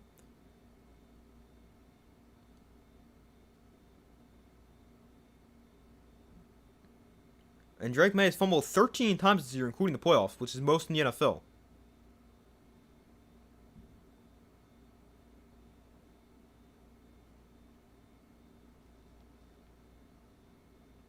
But I mean, that's something that'll,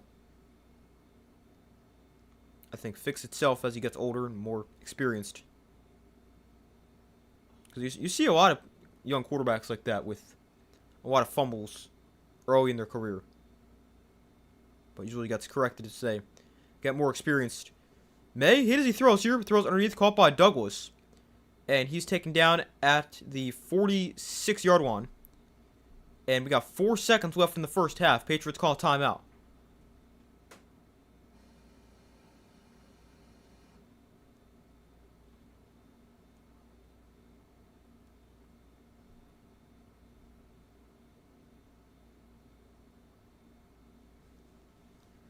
So 4 seconds left.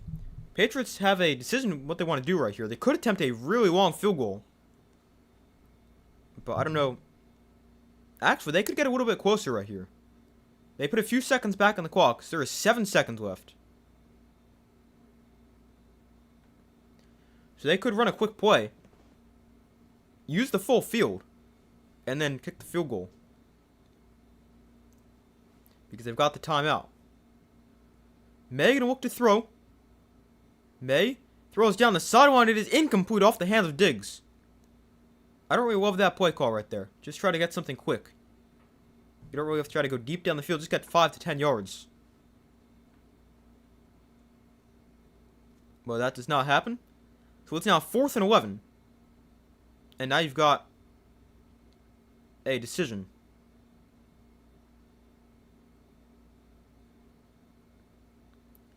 You could try a really long field goal. You could throw a Hail Mary.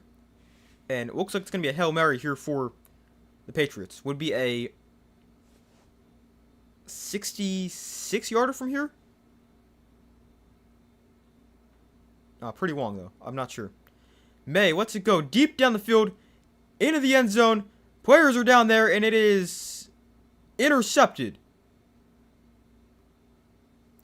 So May gets picked off in the end zone. But that ends the first half. Patriots up 21-10.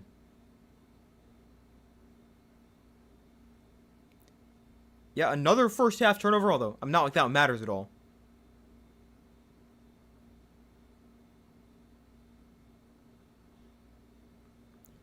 The Patriots, they led at halftime in 15 games in the regular season. That is most by any team in NFL history. So 15 of their 17 games, they led at halftime.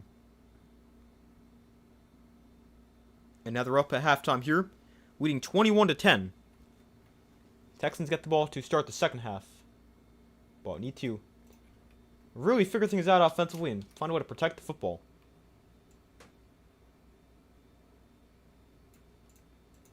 But 21-10 at the half. The Patriots, with a pretty good first half. I don't think it was their best half. If they played their best half, they'd be up by like 30 right now instead of 11. But still up by 11. I think you gotta be pretty happy about that. And yeah, I'm gonna go take a quick break, use the bathroom for my water, and I'll be right back.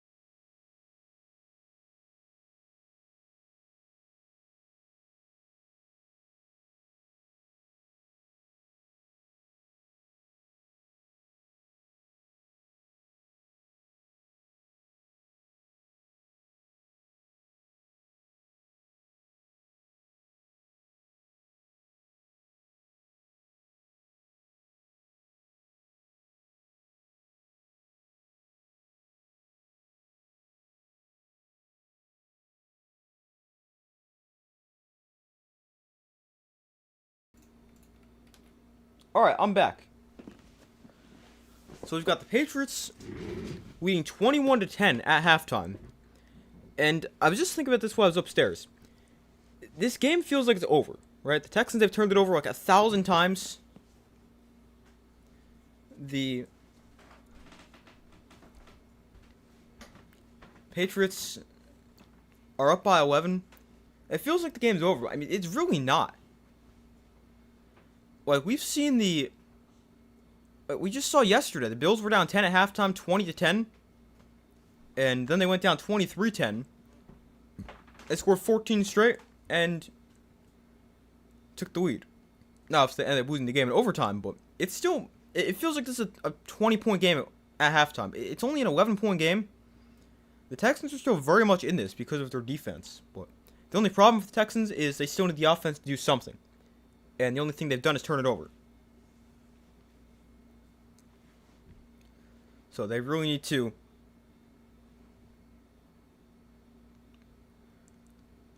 do something. But as far as an updated score prediction goes, I originally said 19-13 Patriots. I'm obviously going to stick with the Patriots. And we will go Patriots by a score of... Let's see. I'll give them a touchdown and 2 field goals. What's that? 13? Yeah, that's 13. So we'll go...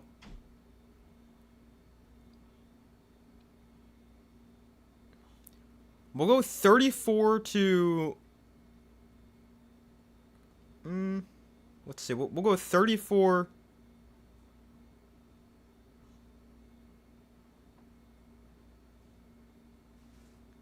We'll go 34-24. I'll give the Texans 2 touchdowns. So that might be a little generous.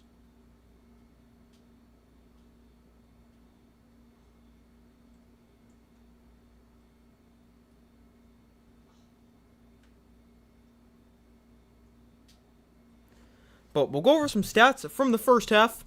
We'll start off with player stats for the Texans. CJ Stroud had an awful first half, 10 for 26. 124 yards, touchdown, 4 interceptions. That is probably a career high in interceptions for Stroud, and he's done it in one half. And also, 10 of 26 is a terrible completion percentage. 38.4%. But he is having easily the worst game of his career. But let's see. I'm going to go scroll through and see his worst completion percentage in a game and the most interceptions he's thrown. So let's see. The worst completion percentage he's had this year is 46.9 when he went 23 for 49 in a loss against the Seahawks. That's pretty bad. Last year, his worst completion percentage was 47. No, wow, that's bad. 36.7% against the Jets when he went 11 for 30. That is also terrible. So I mean that's actually worse than this. Because I said this was 38, I think. Yeah, this is 38. So it's not his worst completion percentage. Obviously, still plenty of time to change that though. But obviously, you want that to go up for CJ Stroud. And as far as his career high for interceptions in a game, he threw 3 his rookie year against the Cardinals. They still won that game, though. Then last year, his high in interceptions was 2, which he did multiple times, actually. And this year's high is 2. So he has set a career high for most interceptions thrown in a game in just one half of play. That is kind of crazy.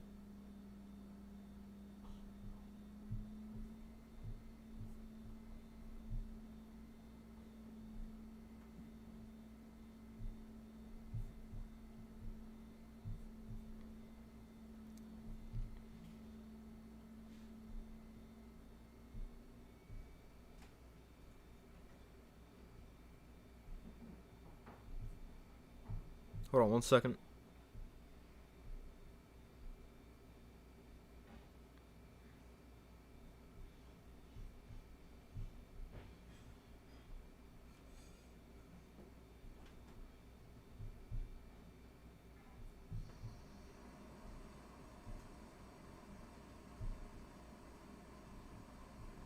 Give me 1 second.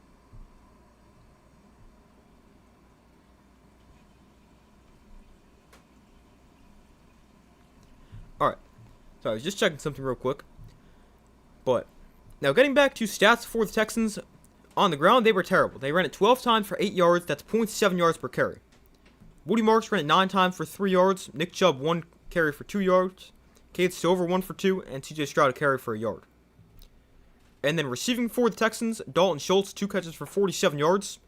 Jaden Higgins 4 for 39. 4 for 39. I was gonna say and a touchdown. But that's Christian Kirk who's got the touchdown. He's got 2 catches, 20 yards, and a score.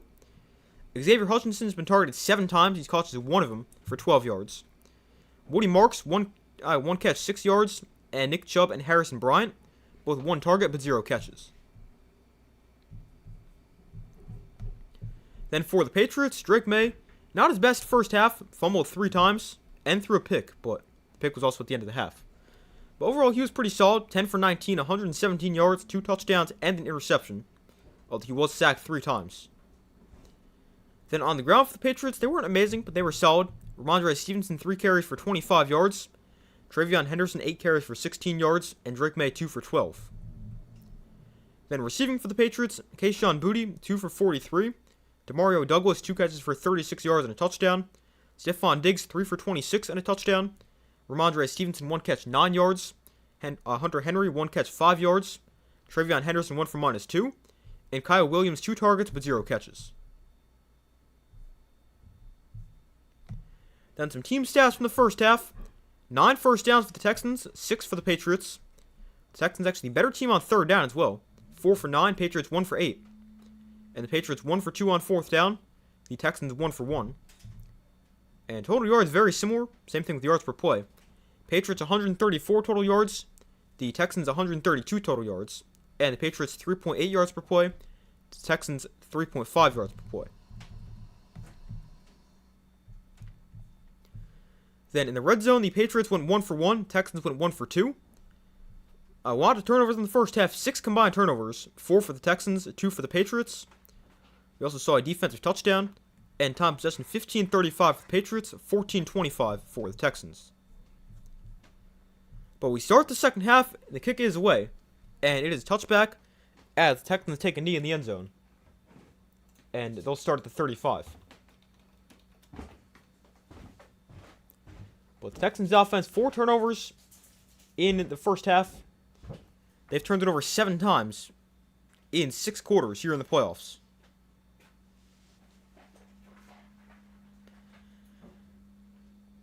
But the offense for the Texans back on the field. Let's see what they can do. And if they'll turn the ball over more or if they will do something positive. So Stroud under center here from the 35. They'll start off a handoff Marks. And he's got a positive run. A gain of 2 on the play. Which is practically his longest run of the day. But it brings up 2nd and 8. Let's see, what is his longest run? The longest run of the day for Woody Marks is 4 yards, so not far off.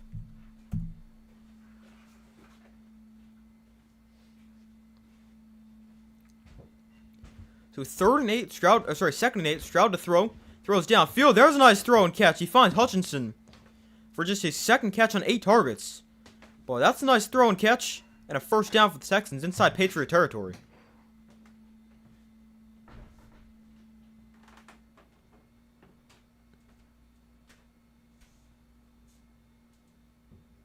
Patriots sideline wanted to push off there, but that's a good no call. But pretty good coverage there for Christian Gonzalez, though. Just a better throw and catch. So 1st and 10 from the Patriot 40. Stroud looks to throw, and underneath there is Hutchinson again. Ball is out, fumble! And this one is... I don't know if you've recovered that in bounds. No signal, it's Patriot football! It is another turnover for the Texans, their 5th of the game. This time it's a fumble lost by Xavier Hutchinson. And the Patriots have it.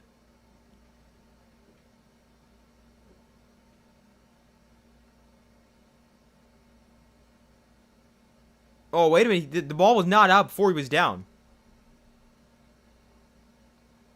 There's a couple things to look at there. One was it fumbled before he was down, which the answer is no. And the second thing is, was it recovered in bounds? But this is not even a fumble. He's got firm possession of the ball while he's on the ground and down by contact. So it'll stay Texan football.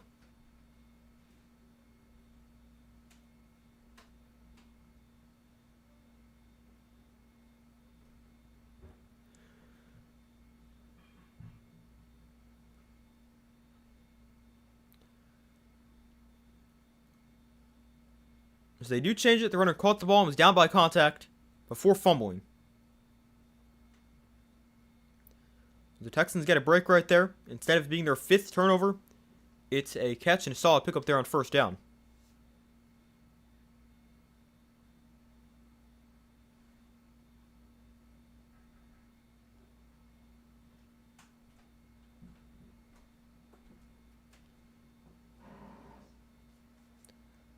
So here is a 2nd and 6 from the 36. Stroud in shotgun, got it back to his right. Sorry, back to his left. Hutchinson goes in motion. And Stroud going to look to throw. Stroud throws low, call for a first down. Jaden Higgins makes the catch, a gain of 7. And a first down for the Texans. This has been like their best drive since that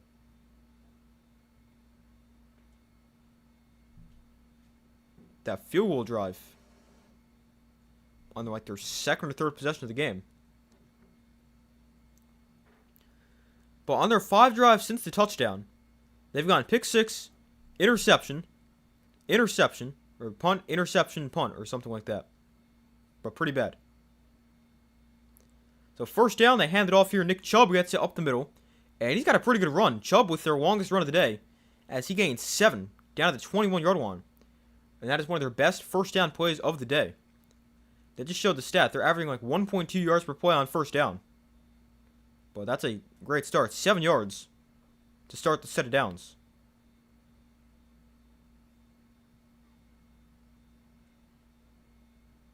That is their longest run of the game. Not very surprising. Chubb gets it again. This time not 7 yards, but he'll get about 3. And he's very close to a first down.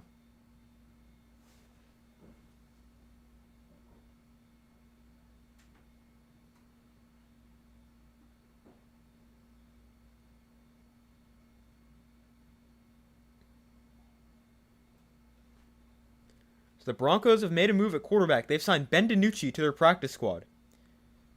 He rejoins the team after he played for them 2 years ago. But, I mean, they're Jarrett Stidham as quarterback for next week.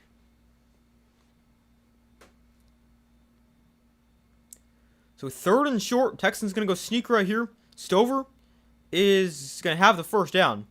And he gains 3.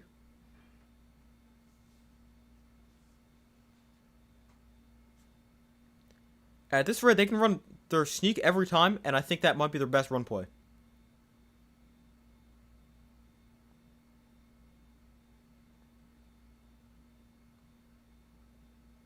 Ooh, someone would have moved early. Blake Fisher, the right tackle, moves early, but it's not called.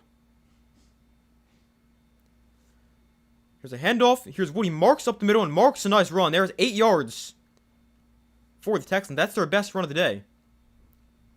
Marks doubles his previous long. And it's now 2nd and 2. But, I mean, this is a good drive for the Texans. They're able to go right down the field. A couple nice completions for Stroud. They're able to run the football a little bit. And they have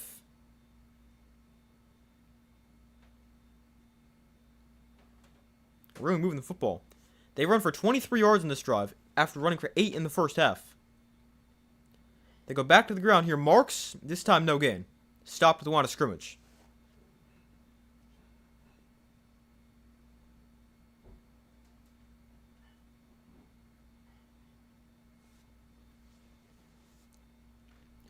So now it's 3rd and 2.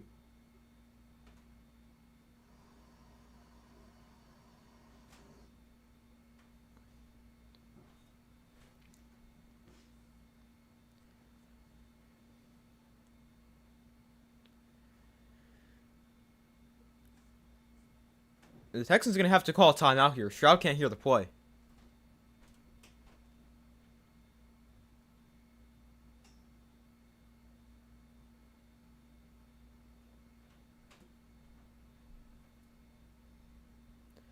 So the Texans used their first timeout. It's actually the first timeout they've used in the game. They didn't call a single one before halftime.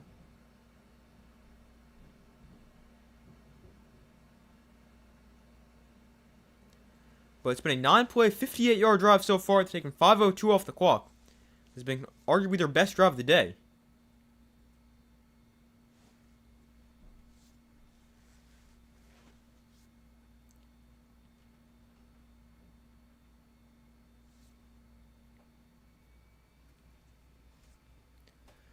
So 3rd and short. Again, Stroud can't hear the play. But now he's got it.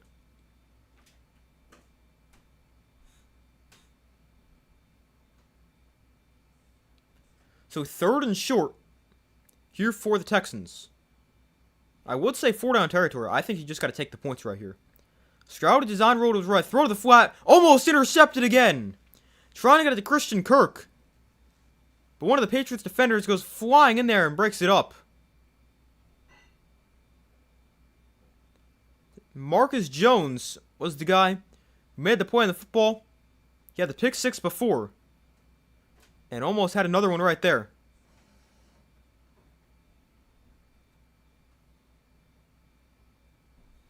He did a great job reading that play.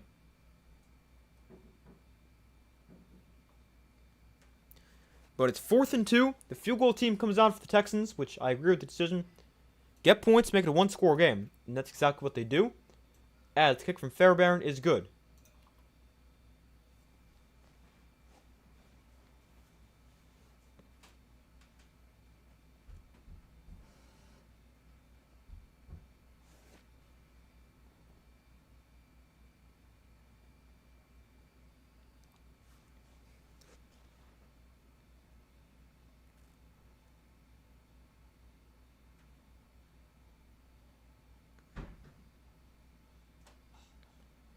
So this is pretty interesting. The Titans have their top 3 narrowed down for their coaching search.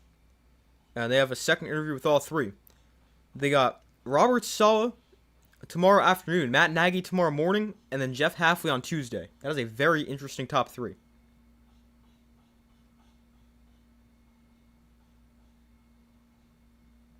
I mean, if they hire Matt Nagy, that is such a bad hire.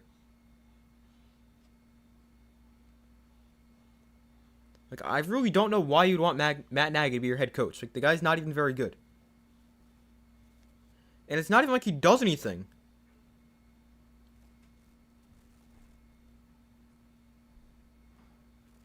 Like, he doesn't even call plays for the Chiefs. Like,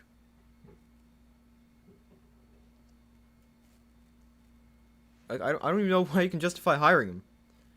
Like, the guy was not very good with the Bears. He pretty much does nothing with the Chiefs. I got no idea. That'd easily be the worst hire of this cycle, unless it's something really bad.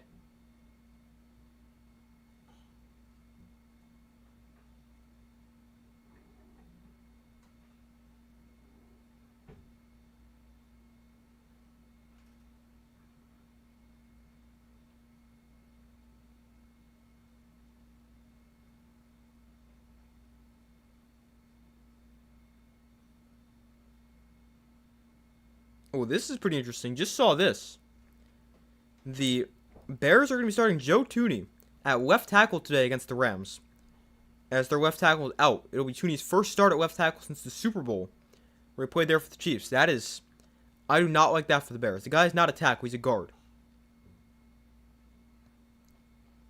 I mean, he's not bad, but he's just not a tackle. Like, that is... I mean, I do not like that. If I'm the Bears. You've also got a great pass rusher going against. Now you got a guy playing out of position. I mean, I understand it would be... You're either going to be playing with the guy out of position or playing with a second-string left tackle, or both, in this case, but I don't really like putting Thuney at left tackle. So here is a kickoff brought back from about the 3, and it's brought back to the 31.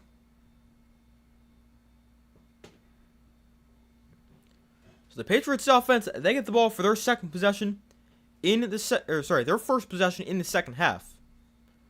And we'll see what they can do. Only up 8. The offense did not do that much.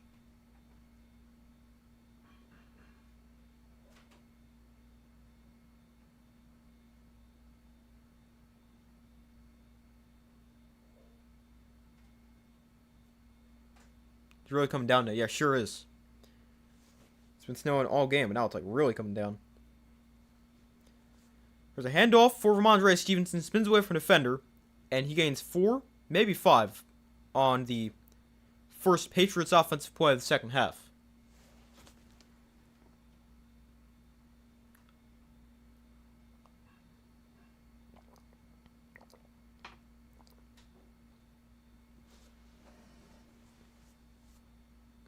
So 2nd and 5. After a solid start to the drive on the ground.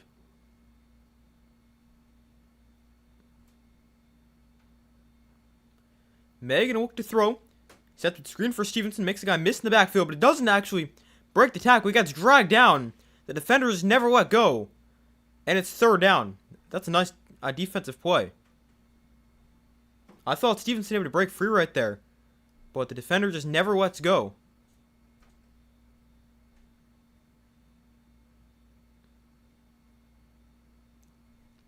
Nice tackle.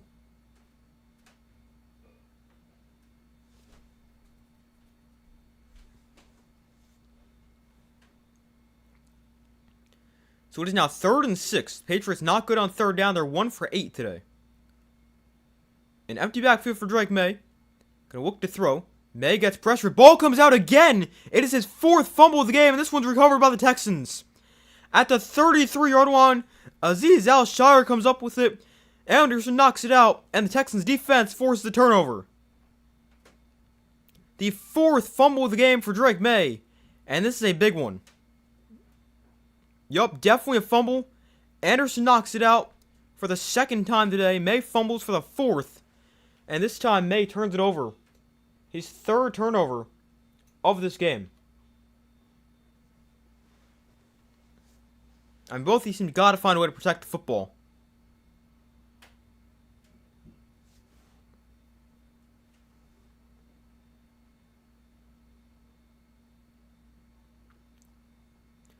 Anderson with his 3rd sack of the game. 2nd forced fumble. That time they don't help out the left tackle, Will Campbell, and Will Anderson makes him pay. So 1st and 10, Stroud to throw after the turnover. And Stroud gets sacked on the first play. Back at the 42-yard line, he tried to get out of it. Then looked like he wanted to throw the ball away, but just couldn't, so he goes down for the sack. And it's now 2nd and 18. But this is a big opportunity right here for the Texans. You're only down by 1 score. You get the ball with a really good field position.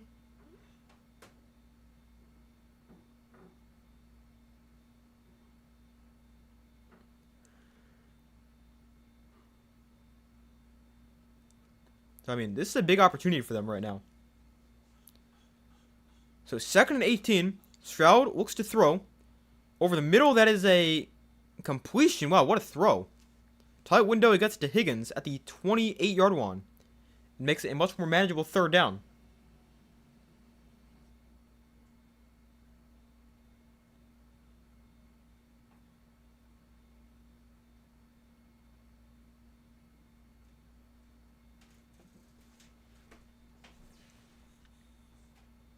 Was that a catch? I think it is. He looks like he gets his hands under it. Brings up 3rd and 6. Patriots bring a blitz. Stroud steps up. Stroud going to scramble here. He's going to have the 1st down, and he's out of bounds inside the 20, the 18-yard line. Nice scramble there for Stroud and the 1st down for the Texans. If Patriots win, thanks defense. Yeah, because the offense, I mean, not doing much. I mean, I know most offenses don't do much against the Texans defense, but they have not played very well.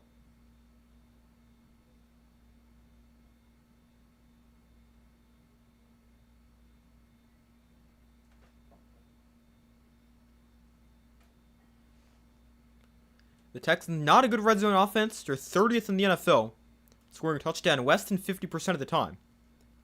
They're 1 for 3 in the red zone today. Stroud in shotgun. He'll look to throw here. And he throws the flat. That's caught by Stover, but he's chopped down by Gonzalez after a gain of a yard.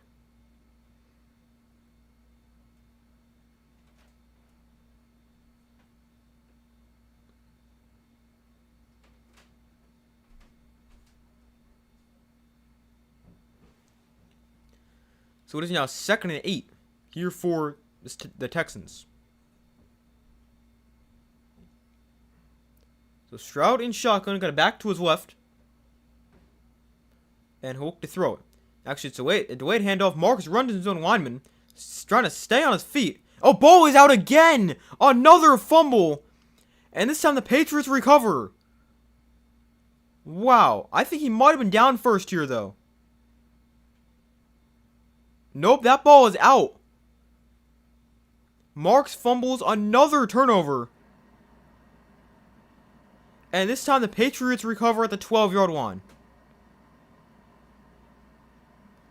I wonder what the record is for most turnovers in the game, because we've got to be approaching the record. This is crazy.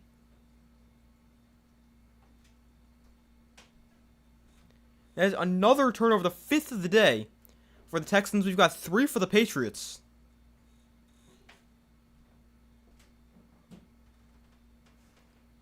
While they're at commercial, I can look that up.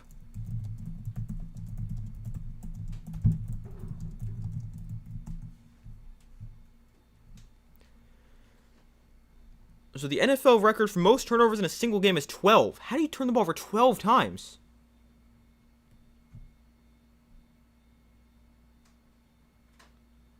The Lions one time did that. As far as recent highs go, a game in December of 2024 between the Bengals and Titans saw a combined 10 turnovers.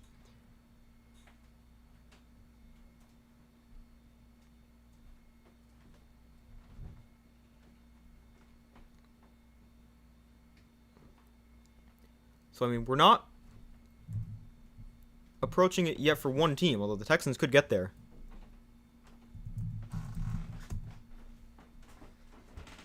As far as combined turnovers goes, it is... the NFL record is 17. Back in 1942, the Lions and Bears turned it over 17 times. Which is absurd. 4 more to tie the record. Yeah, really.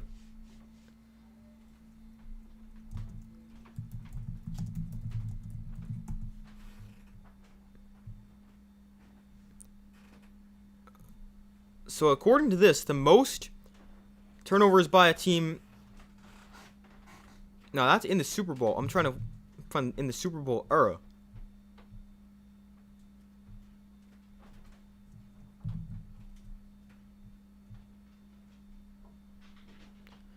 But 17 combined turnovers, 12 for one team. So I mean, I don't think we'll get there, but at this rate, we're going to get close. But 8 turnovers so far between the two of them.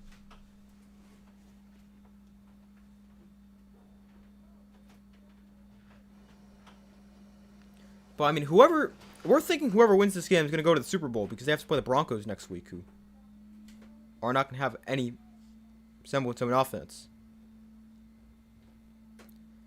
But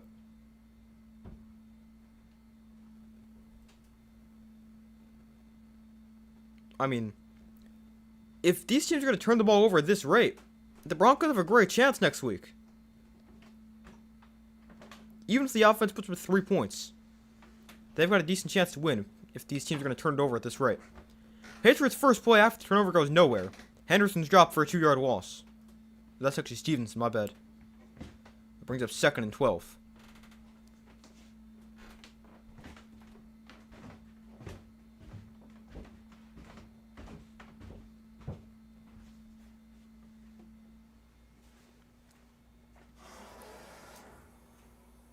So here is a 2nd and 12. May under center from the 10-yard line. And he hands off here Stevenson again for 4 yards. Brings up 3rd and long here for the Patriots.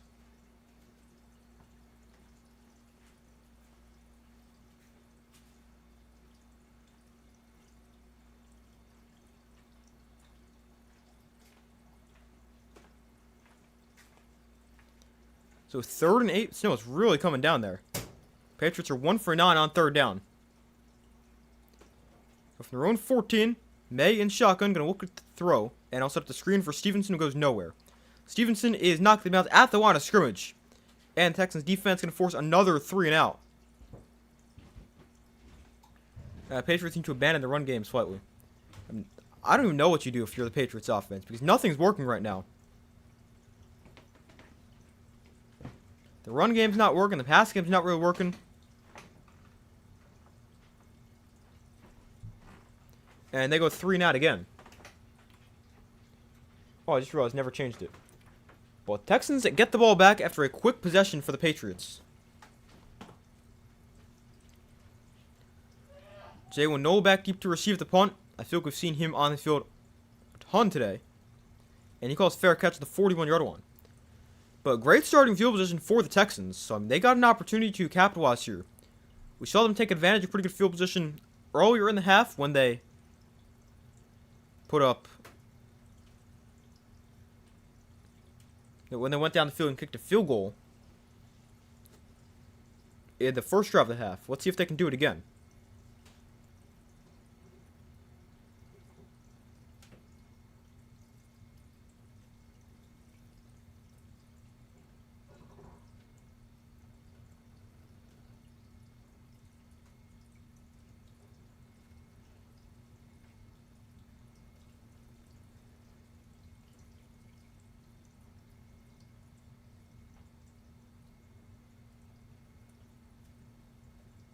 Hold on 1 second.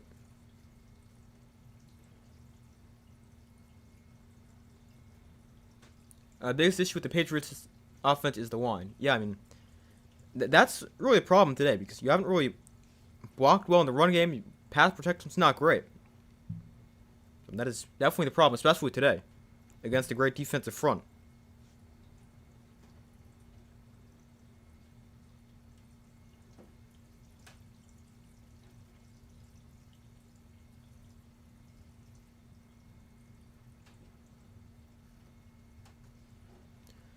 But we still wait for them to come back from commercial after another Patriots punt.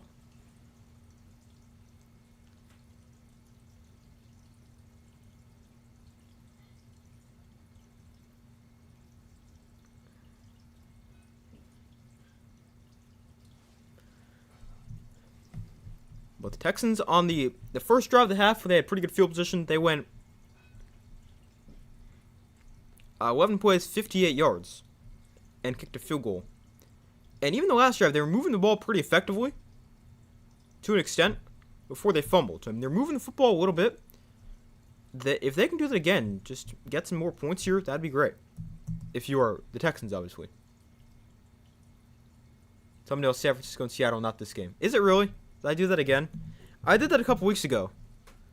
And I didn't realize it until the stream was over. Let me fix that. Thanks for telling me. No, it's just Patriots. It's Texans Patriots.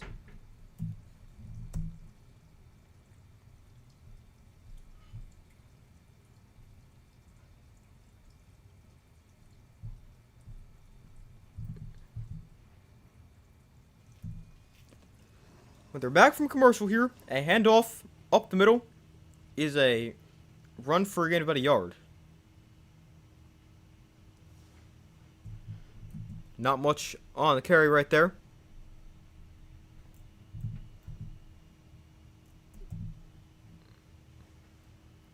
First thing I hope they focus on this offseason is the offensive line. Yeah, it makes a lot of sense. Because, I mean, the rest of the team is pretty good. The defense is great. You could get a few more receivers, but I definitely think the offensive line is the first thing they should address. So 2nd and 7. Stroud, play action. Steps up. Throws over the middle. It's into traffic and almost intercepted again. Why are you throwing that into triple coverage? And it's now 3rd and 7. At this rate, I think C.J. Stroud knows the record for most turnovers in the game. And he's trying to set the record. Because there is no point to throw this. This probably should have been picked off again.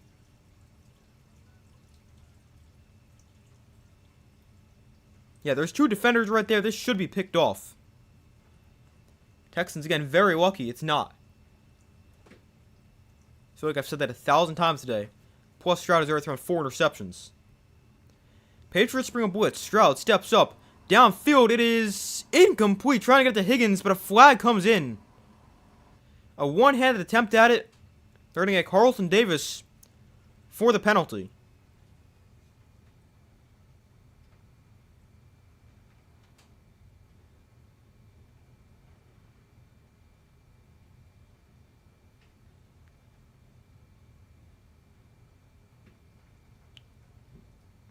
So he is pulling his arm a little bit, but I don't really love that.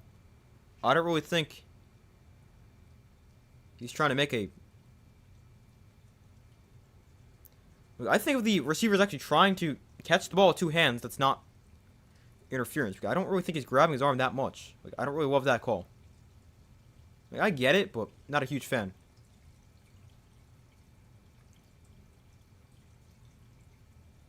That is the second penalty. That's pass interference against the Patriots I don't really like. Stroud to throw here. He throws outside. It is off the hands of Stover. And incomplete.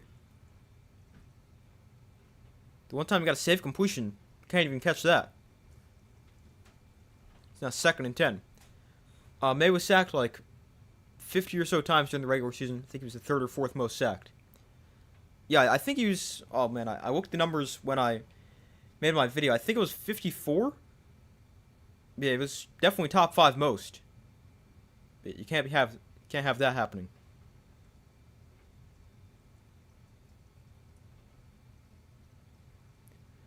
So 2nd and 10, empty backfield for Stroud. And Stroud looks to throw. Stroud gets pressured, almost fumbled, and now goes down for a sack. He gets sacked for loss of 3. Lucky he doesn't fumble on that play. And we've got an injured Patriot defender down on the field. I was hopeful he's okay.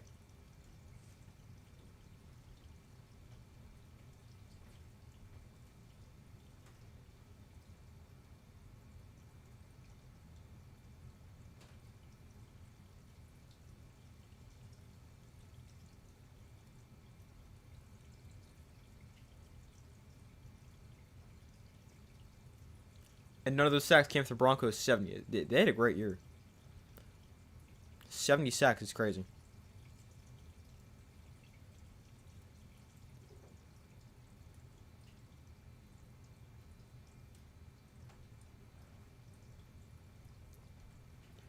But hopefully the injured player is okay. They'll go to commercial and take an injury timeout. And the Texans will have it 3rd and 13 when they come back, with 2:25 to go in the 3rd quarter.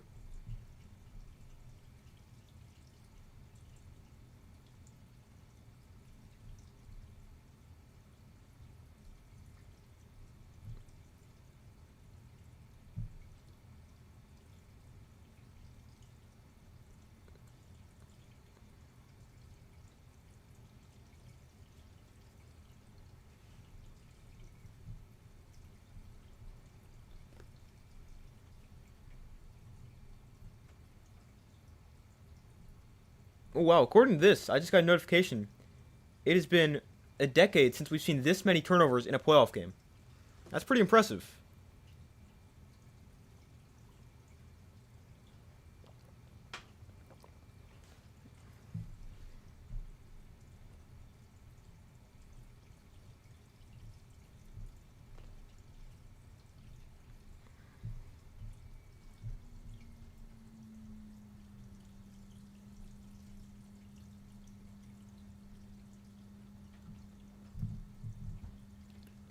But we wait for them to come back from commercial break. Hopefully the injured player is okay. I believe they said his name was Jennings, one of the defensive linemen for the Patriots.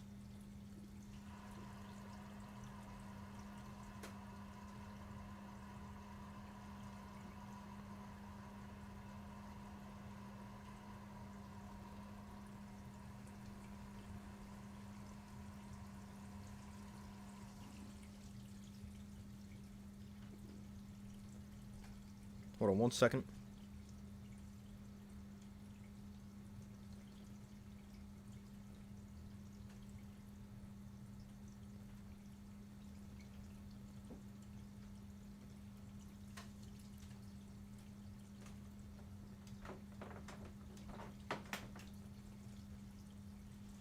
Alright. So they're back from commercial here. 3rd and 13 for the Patriots. Sorry, for the Texans. From the Patriots 38, Stroud looks to throw. Has time.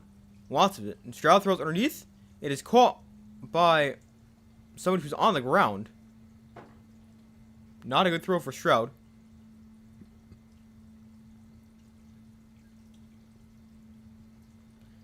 So that is a catch, but Xavier Hutchinson is the guy who makes the catch.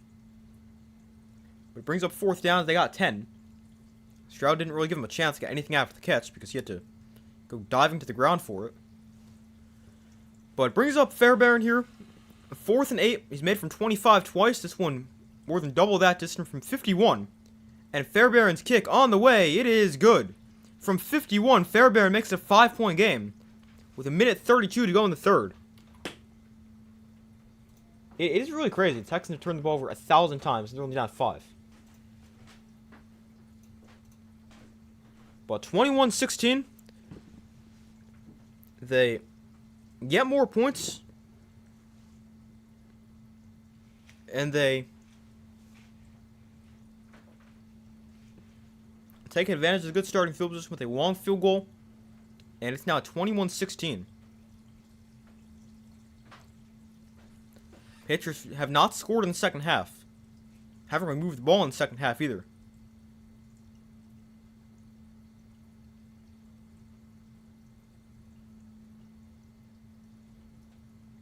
CJ Stroud after that drive, he's now 16 for 35, 178 yards, touchdown, and 4 picks.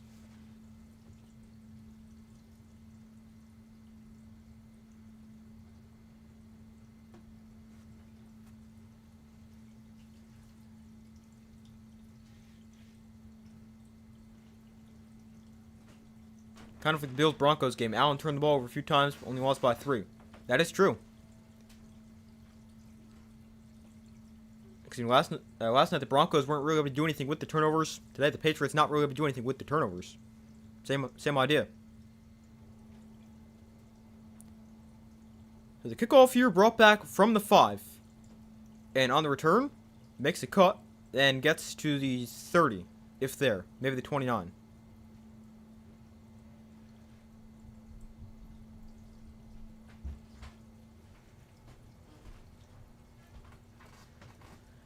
But the Patriots offense with the football back, up by 5.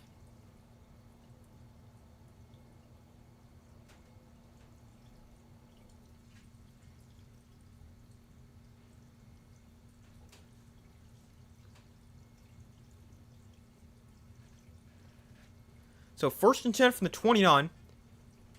Play action, May rolling right. On the run, he flips his underneath. That is caught by Austin Hooper, and he's got a 1st down. Again, 15 to start the drive. Nice catch and run. And a positive play there for the Patriots. That is just their 7th 1st down of the game. That is crazy. And 7 1st downs? That's crazy. On their past 4 drives, they've turned it over twice and have 0 1st downs. But they finally got one right there.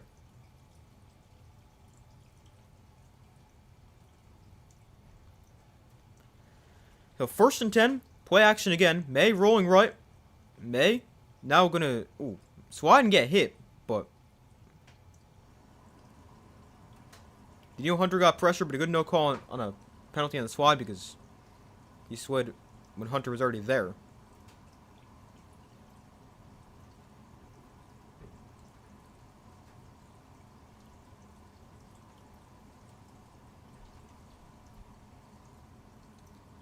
So 2nd and 10.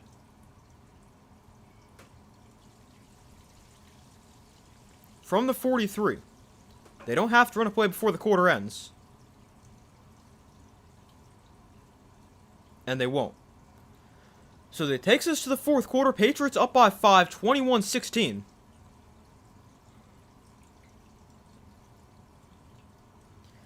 but the Texans still very much in this game, despite turning the ball over 5 times. Patriots have turned it over 3 times.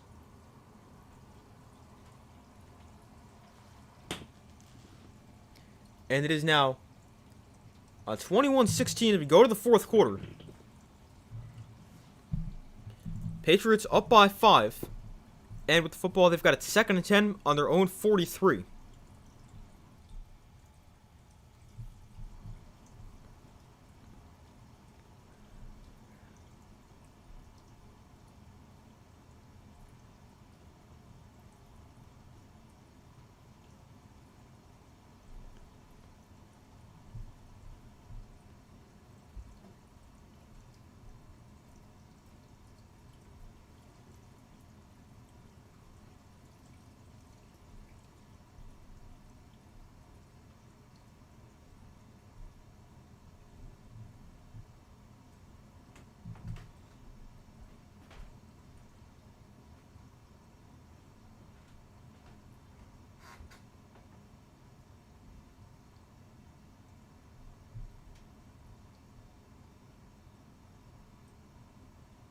Hold on 1 second.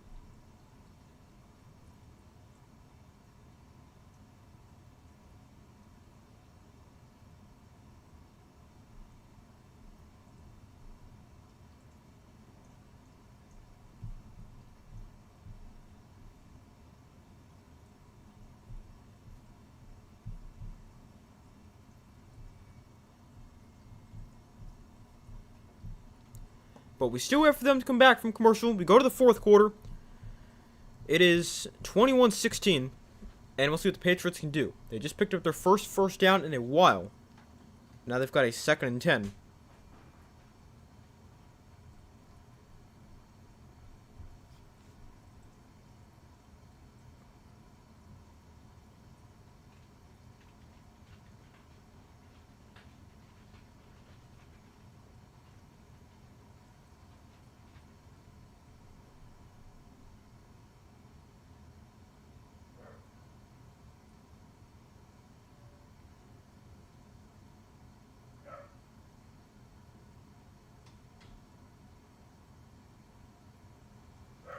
Alright, they're now back from commercial. Here's a throw to the flat for Ramondre Stevenson, and he's going to fight through 1 tackle, but he's stopped after the end of a yard, maybe 2. Neither offense has really been that good. I'm going to pull up the stats right now.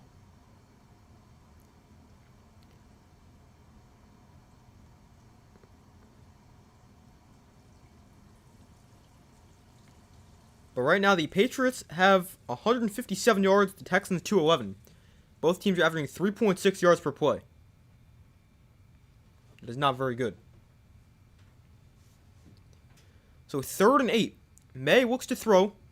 May throws outside back. Shoulder incomplete. Trying to get it to Booty.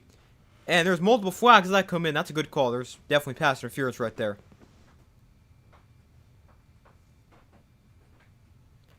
They try to get the back shoulder throw. Derek Singler Jr. all over it, but just never gives him a chance.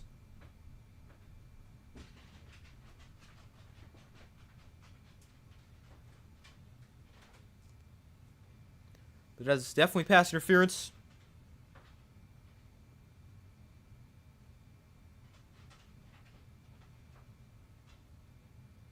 So 1st down, Patriots.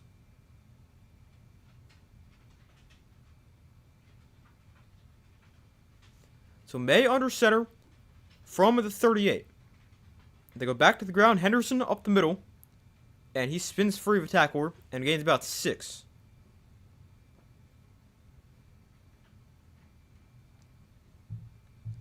Brings up 2nd and 4.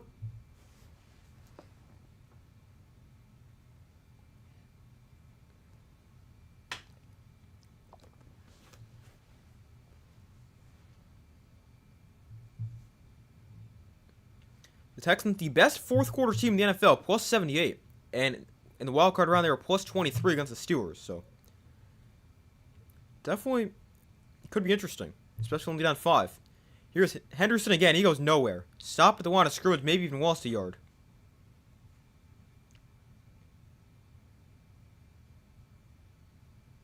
Considering there isn't much wind. Yeah, that's true.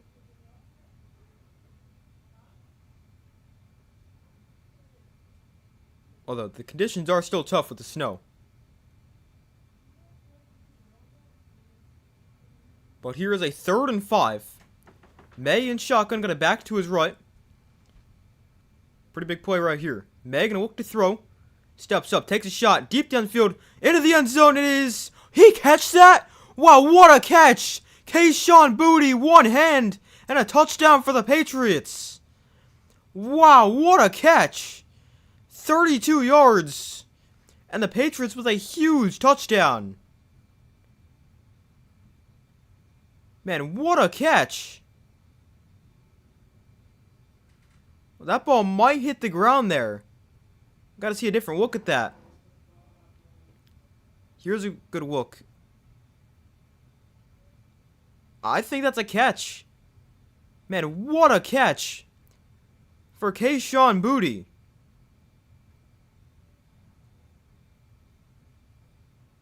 Wow. Obviously, all scoring plays are reviewed, but that is an unbelievable catch.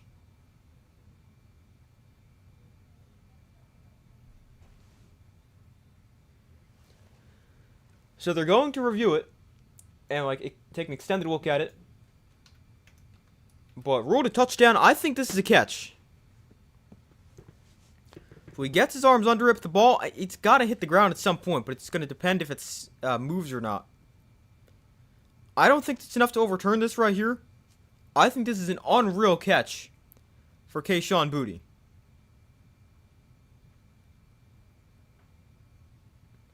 Now, I think we got a touchdown right here. That's a catch looks like. Yeah, that looks like a catch. And that is a crazy catch. Great throw by Drake May.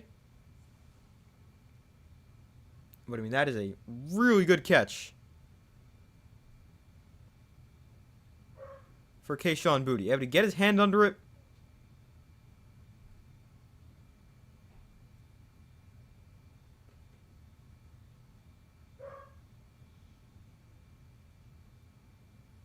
But, I mean, they're reviewing it. All scoring plays are obviously reviewed, but I think we got a touchdown, and I think the Patriots finally got some points. I mean, this is a huge touchdown for them because it was 21-16 and a 5-point game, and now you score here, and that is huge because you give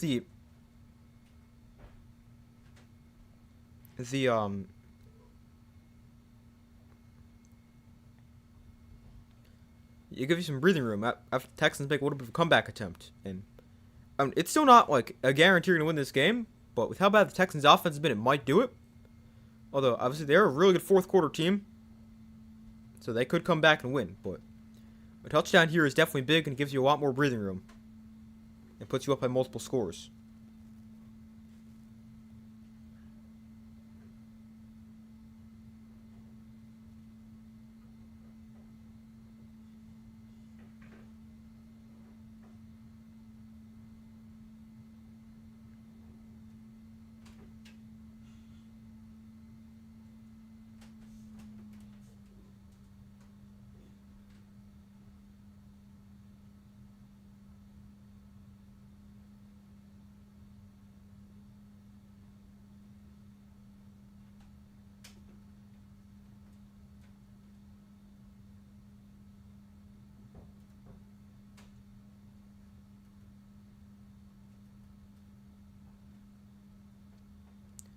After last night, everyone is set on the Seahawks winning the Super Bowl. I'm like, they played a decimated 49ers offense, had like 2 starters, Purdy and CMC. Oh, I'll get back to that. Who comes up with these stats? That's his first career one-handed catch? Who comes up with that? Like, I never knew we were tracking one-handed catches now. But they do confirm the touchdown. It is now 28-16 after the extra point.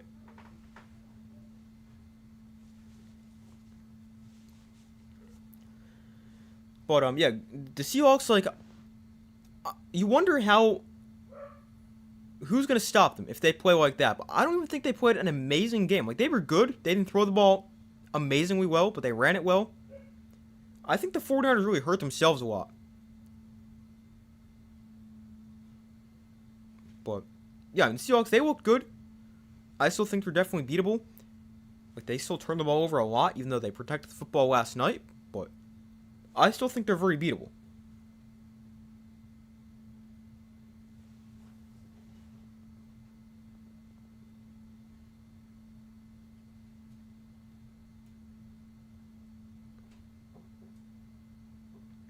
Now, I mean, it's not going to be easy to beat the Seahawks because obviously they're a great team. And they're, especially next week with either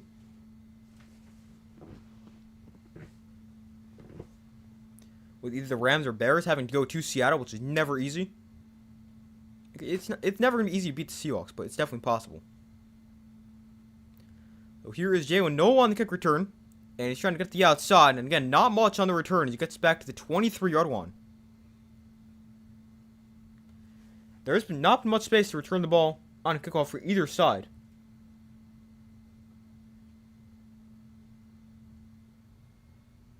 We'll have to see how they play in a championship against a better team than the 49ers were. Yeah, I mean, I think they'll end up playing the Rams. I picked the Rams to win that game. But I think it'll be pretty close next week. I'm not expecting a blowout. Really, regardless of who they play. If it's the Rams or the Bears. Like, both those games can go either way. So 1st and 10 from the 23. A toss to Marks to the left side. And Marks gets a block, and he's out of bounds after getting a 5.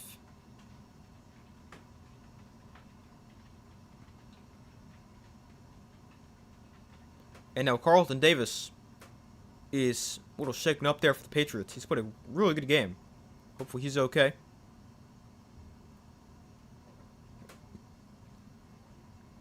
But the Texans, they've run for 41 yards in the second half after running for 8 in the first half. Still not great, but definitely running it a lot more effectively now than they were in the first half. And that has really helped the offense a little bit because they have not done anything through the air except throw interceptions. Stroud looks to throw here. Gonna go deep downfield. He's got a man, and that is incomplete. Trying to get it to Higgins. And it looked like the ref was gonna throw a flag, but there is no flag. It's 3rd down.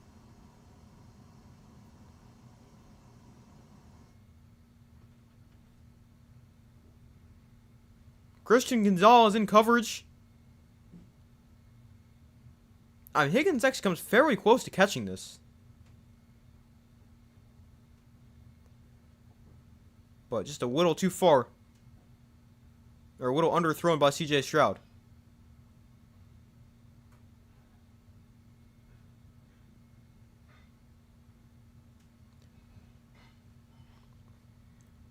Play clock at 1, and they got to call timeout for this 3rd down.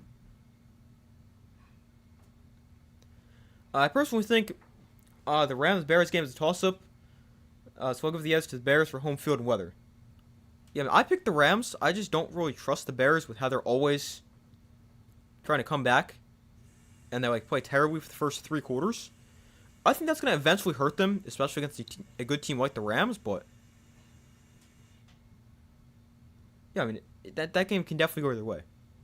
I mean, I definitely understand the reasoning going with the Bears with the weather and stuff. But I think that should be a great game.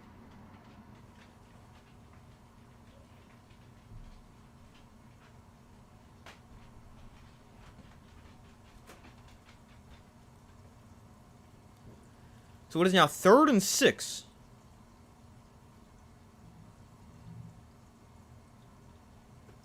Stroud and shotgun back to his left.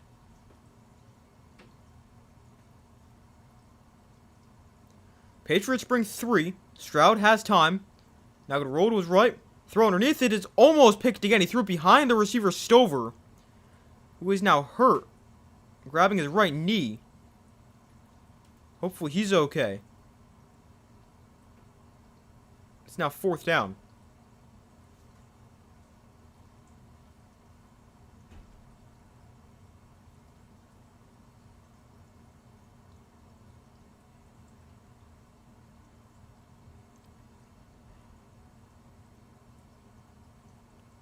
I'm most looking at how the Rams played against the Panthers and how the Bears tightened up against the Packers. Yeah, I mean, the Rams, they didn't play great. I mean, the Bears didn't really play that great for 3 quarters either. So, I mean, I really understand what you're saying. But, I mean, I think last week could have also been a wake-up call for the Rams. And thinking, oh, maybe we got to play a little bit better if we win these games a lot more comfortably. I mean, just an idea. We'll see if that ends up being true, but I just think the Rams are the better team. So that's why I went with them. But, I mean, this game could definitely go either way. I think it's going to be really fun.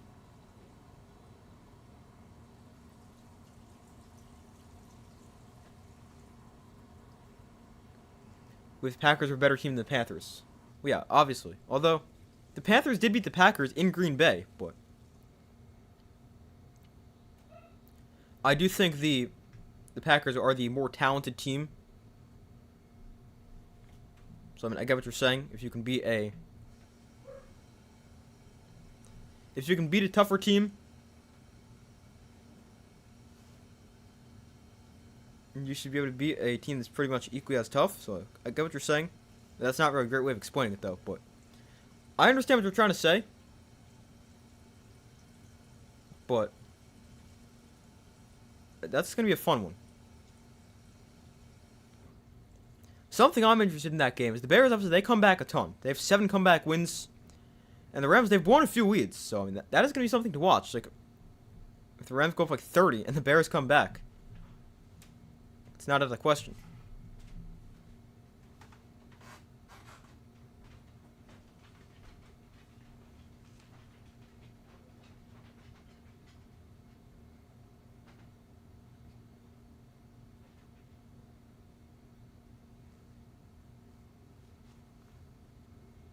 I do think it'll be very close. Don't think the Bears will run away with the game or anything. Yeah, I'd expect it to be close either way. Whether it's the Rams or Bears. I mean, maybe the Rams will go up quick or whatever if the Bears, because coming back is what they do. But I think it'll be close both ways. I don't really see a blowout happening either way. But here is a 4th and 6. The Texans punted away. Tommy Townsend kicks it. Jones fields it at the... No, let's go over his head. It's going to bounce all the way inside the 10 towards the goal line. It is saved inside the 5. Down at the 3. What a punt. A great job on special teams by the Texans. And they've got the Patriots backed up deep inside their own territory.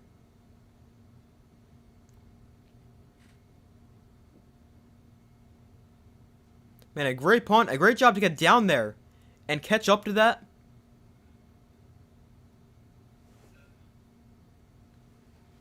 Man, what a play on special teams there for the Texans.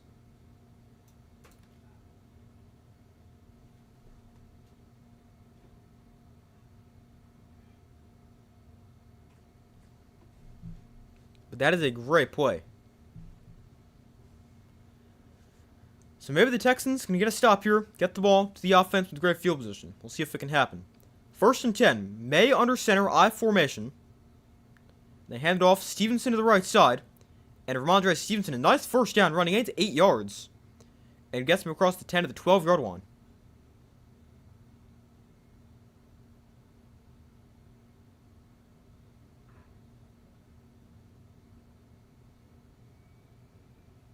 Ramondre Stevenson, 7 carries, 40 yards so far. Just gotta make sure he holds on to the football. I mean, he has been better with fumbles recently, but still could fumble, especially in these conditions. Something you got to be aware of. He gets the carry again here to the right side. He's got another good pickup, about 6 yards and a first down. It was the most exciting play so far. Yeah, I mean, the offenses have not really been that exciting. The touchdown there for Kayshon Boutte a few plays, or last drive for the Patriots, that was great, but outside of that, it's not been very entertaining watching these two offenses. The Patriots are 28-1 all time, leading by 8+ points in the 4th quarter. Their one loss came in 1976 against the Raiders. Up 12 here, 10:35 to go. May under center, I formation. Stevenson up the middle. And Stevenson has about 8, maybe 9 yards. These are 3 really good run plays in a row. for Ramondre Stevenson.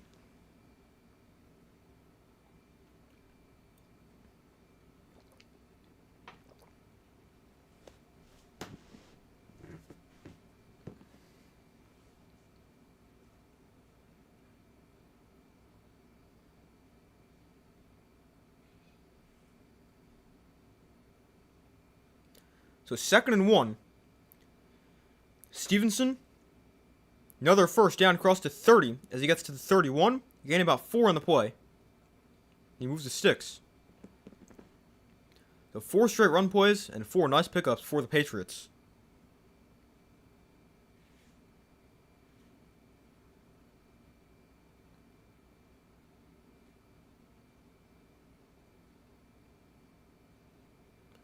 Stevenson's running 10 times for 58 yards. Henderson's running 10 times for 22 yards. And May has 2 carries for 2 yards. Here, Travion Henderson's in the game, giving Stevenson a little bit of a break. So from the 29, handoff, Henderson up the middle. He's got space again. 6 yards for Travion Henderson and a first down.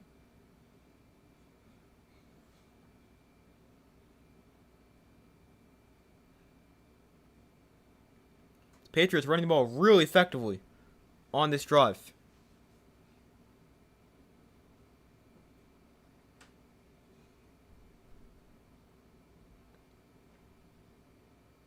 Five plays, 31 yards on the drive, all on the ground so far.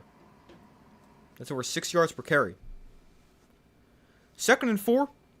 Another handoff. Henderson trying to bounce outside. This time he's dragged down for a loss. EJ Speed takes him down in the backfield for a loss of 3.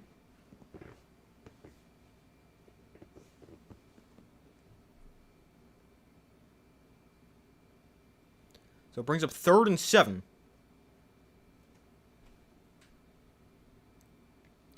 So now you've got an interesting decision right here for the Patriots. Do you run the football or do you try to throw it?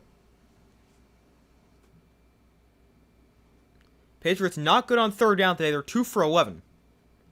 This is 3rd and 7. They will throw. May outside. Call for a first down. To the 45-yard line. Stephon Diggs makes the catch. And they move the sticks on 3rd down. It's their 3rd conversion of the game.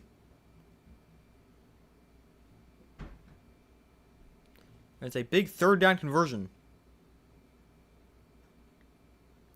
If I was at the game, I don't think I would have made it 5 minutes in that snow. Yeah, it's really coming down now. Definitely looks cold there.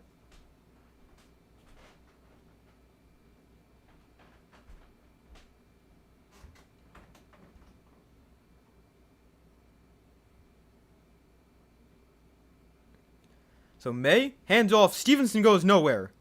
He lost 2 on the play. And it brings up 2nd and 12. I always think it's crazy for the guys who play in the snow or like just really cold weather when they don't wear sleeves. Like, I'd be freezing.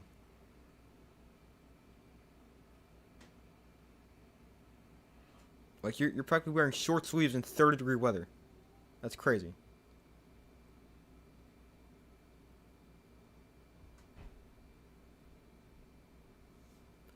But an 8-play, 40-yard drive so far for the Patriots. They've taken 5:15 off the clock.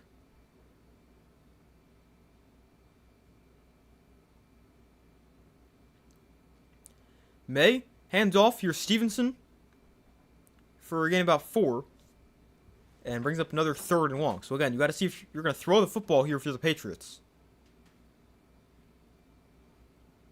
Glad May is good in snow, him being from North Carolina. That is true. You never know how someone's going to play in cold weather. Just go look at Tua. The guy stinks in cold weather. He's not very good overall, but even worse in the cold.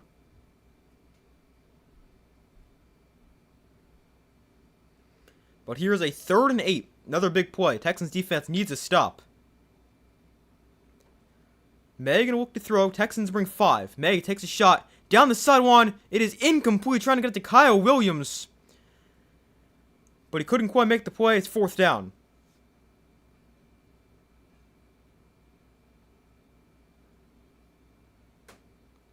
This time they go with a more aggressive pass play. May takes the shot downfield. Good coverage. And he just throws it a little bit too far to the outside.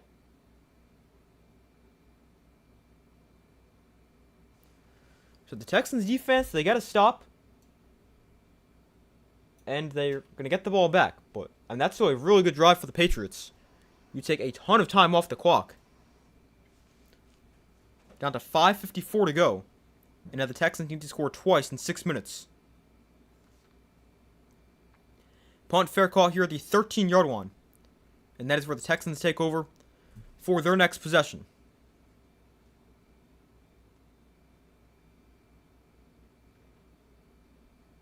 Offense did very good considering where they started that drive from. Yeah, that was a great drive. Took a lot of time off the clock.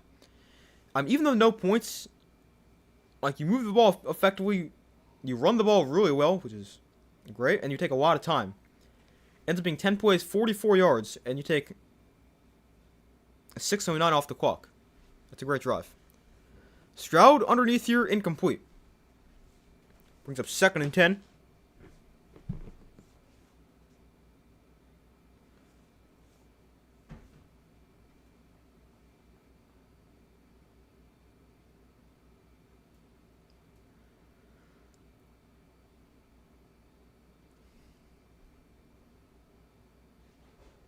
Stroud today 16 for 38. Here's a completion for Stroud underneath. He finds the tight end Bryant for a gain of about 9. Brings up 3rd and short.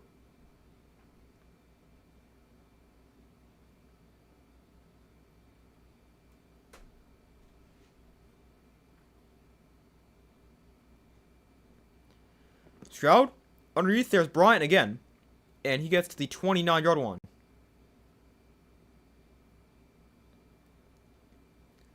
Also, Carlton Davis is questionable to return with a head injury for the Patriots. Stroud looks to throw, steps up here, gets pressured, and Stroud just throws it away. Brings up 2nd and 10, 4:59 to go.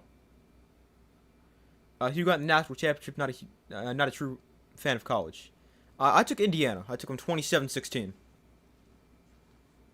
Just think it's a better overall team.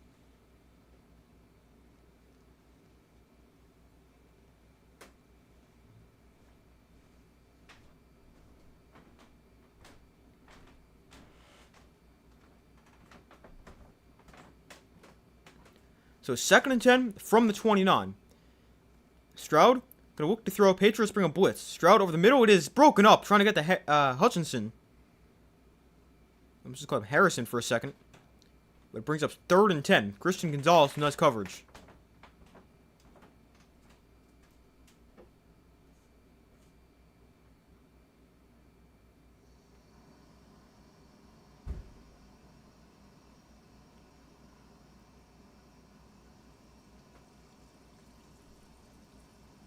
Christian Gonzalez today.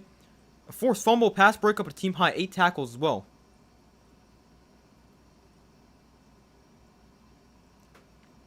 Stroud to throw here. Pressured. And Stroud gets sacked. He goes back down for a huge loss back at the 20-yard line. And it is now 4th and long. You got to go for it. I think we have to go for this for the Texans. It's 4th and 18, but I don't really think you got a choice. Are they really going to punt?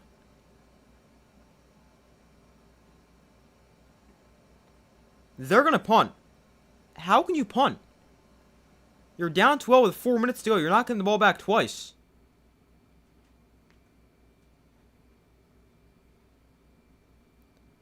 So the punt is fielded at the 20-yard line by Marcus Jones. And Jones doing a lot of running horizontally. Now he goes upfield. And he's out of bounds at the 27. Boy, the Texans pretty much just gave up. There's no way you're going to win this game punting right there. You're probably also not going to win the game on 4th and 18. Because your chance of getting that are 5%. But I hate that decision to punt it away. I think you're just giving up.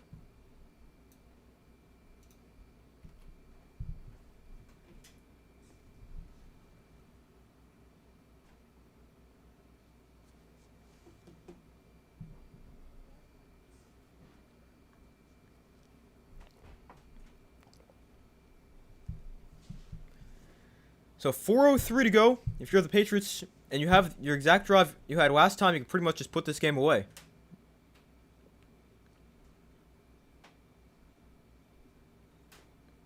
Here's a handoff. Stevenson bouncing outside. Turns the corner, stays in bounds. Smart play. And he goes down after getting 8 on the play. Brings up 2nd and 2.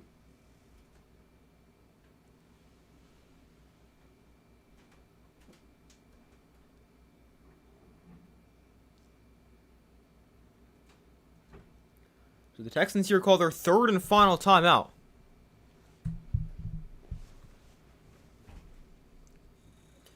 Comes with 3:53 to go, 2:11, 2nd and 1 here. They put a couple seconds back on the clock. Now 3:55 to go before the 2nd and 1.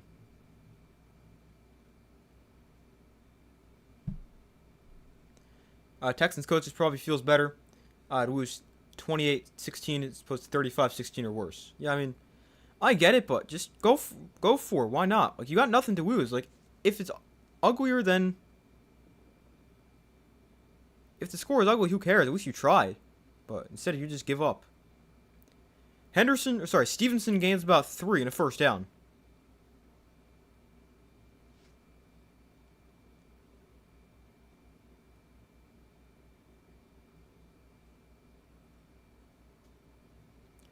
You're hoping for Miami, but it will be tough.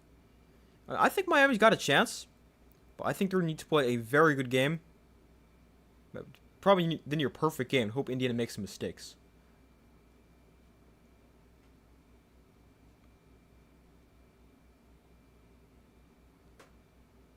But they got to find a way to run the ball and protect the football. We got a timeout here called before the snap. The Patriots call one.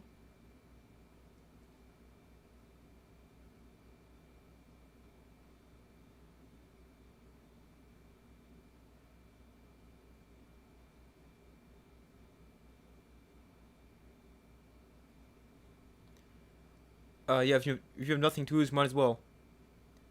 Yeah, I mean, if you already lost the game, like, who cares? Okay, it's not really like you're going to go down and lose this game 56-16. If it's another touchdown, like, people aren't really going to care.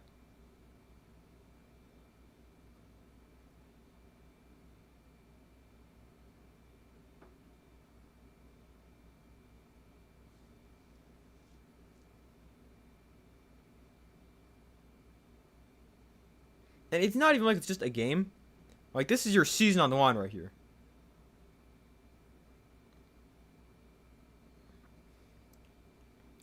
But May hands off here. Stevenson gets it to the left side, and he stopped at the line of scrimmage.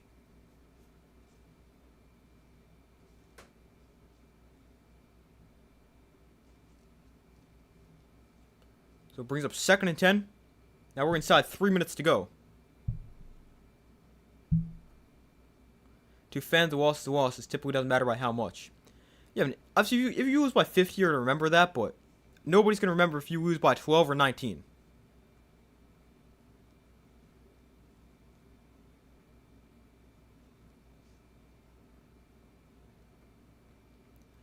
But 2nd and 10 here.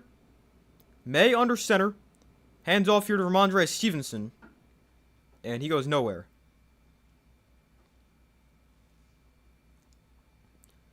And that'll also take us to the 2-minute warning.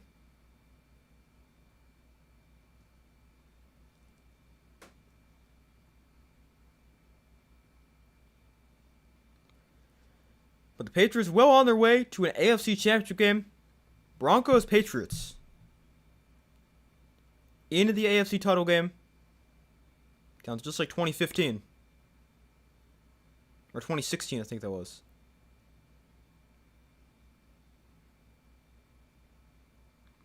Patriots up 12 with 2 minutes to go. Especially in the playoffs because there's no next week for the loser. Yeah, exactly. I mean, you got to take chances. And I mean, sometimes it's a high risk, but I mean, you got to take the risk at some point.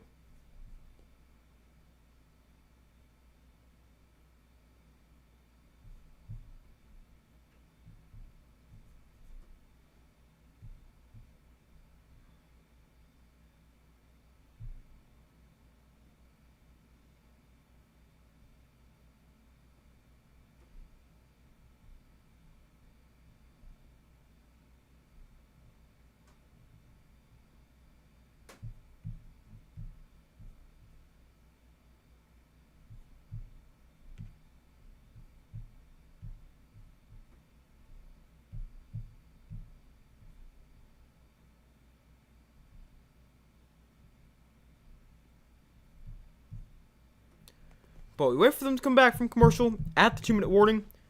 The AFC Championship game is going to be set Patriots Broncos. And the NFC Championship game, we'll find out who exactly is playing in that. It's the Seahawks hosting either the Bears or the Rams. And I'll be streaming that game in about 20 to 30 minutes. That game starts. We're going to go eat dinner too. So I'll probably eat a little bit at the start of the next stream.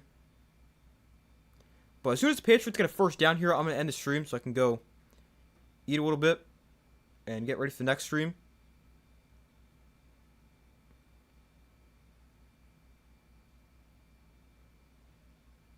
So, yes, as soon as they get a first down here, I'm going to end this stream. I mean, I could just do it now because Texans aren't going to come back here. I'm going to go check out what other streamers are saying about the game. Had a great time. We'll pop back in for the next game. All right. See you then. Thank you for watching when you could. I appreciate it. See you in the next one.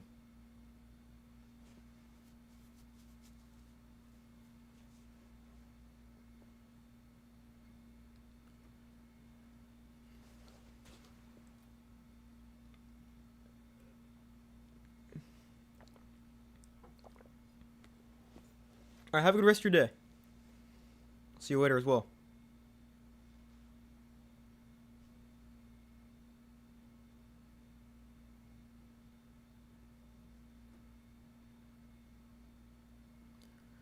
So it is 3rd and long here for the Patriots on their own 39. May gonna look to throw, rolling right. May on the run, throws. It is incomplete. All right, so much for ending the stream now. But it's 4th and 10. The Texans will get it back. I mean, I guess there's technically a chance. So I'll stay on for another few minutes.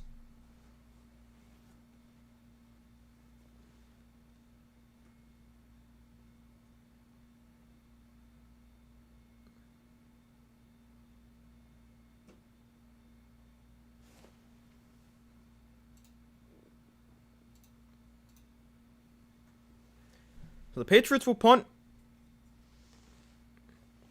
It is away. Texans get it back. And it is fielded at the 21. And no out of bounds at the 28.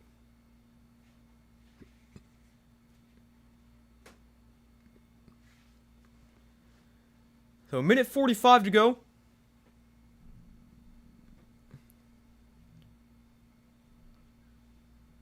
Patriots, after back-to-back years of going 4-13, they went 14-3 this year, and they head to the AFC Championship game in their first year under Mike Vrabel.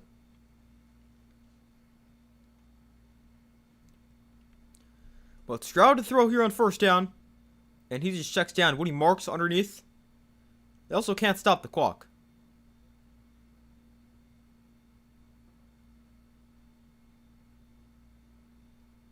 But down to 1:30 to go. Stroud looks to throw. Throws the flat, caught by Bryant, and he'll gain about 7. Getting him out of bounds and stopping the clock with 1:19 to go.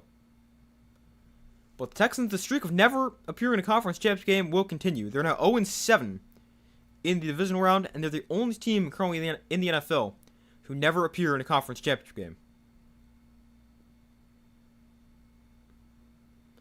So they've gotten to the divisional round all 3 years with C.J. Stroud and D'Amico Ryans, but have not gotten anywhere further. And they've lost by multiple scores in the divisional round every time.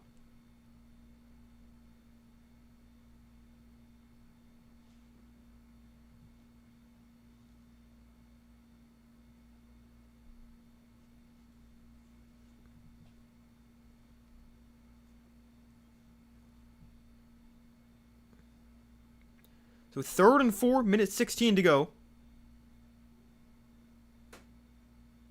Here's the throw to the flat. It is high and incomplete off the hands of Bryant, and it's 4th down. 1:11 to go.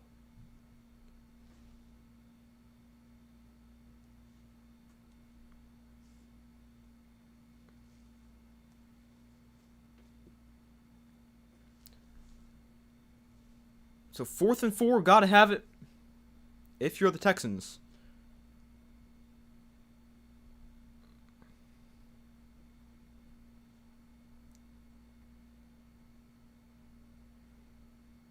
And we got... Alright, really, you got to call timeout before 4th and 4. You're up by 12 with a minute left. The Patriots, they call timeout. Of course they do.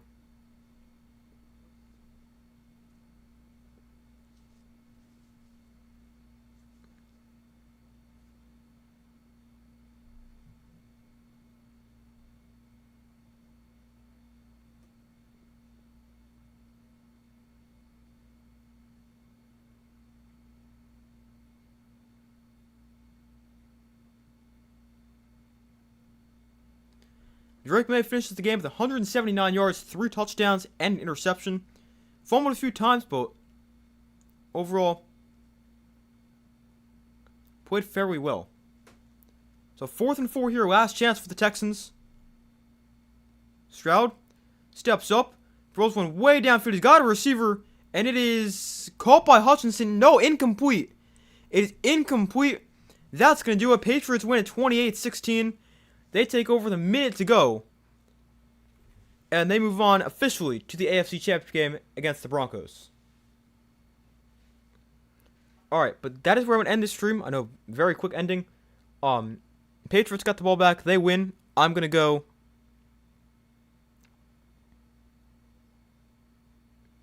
eat some dinner real quick, and I'll be back on in like 20 or so minutes for the next game. So yeah, I'll see you guys then.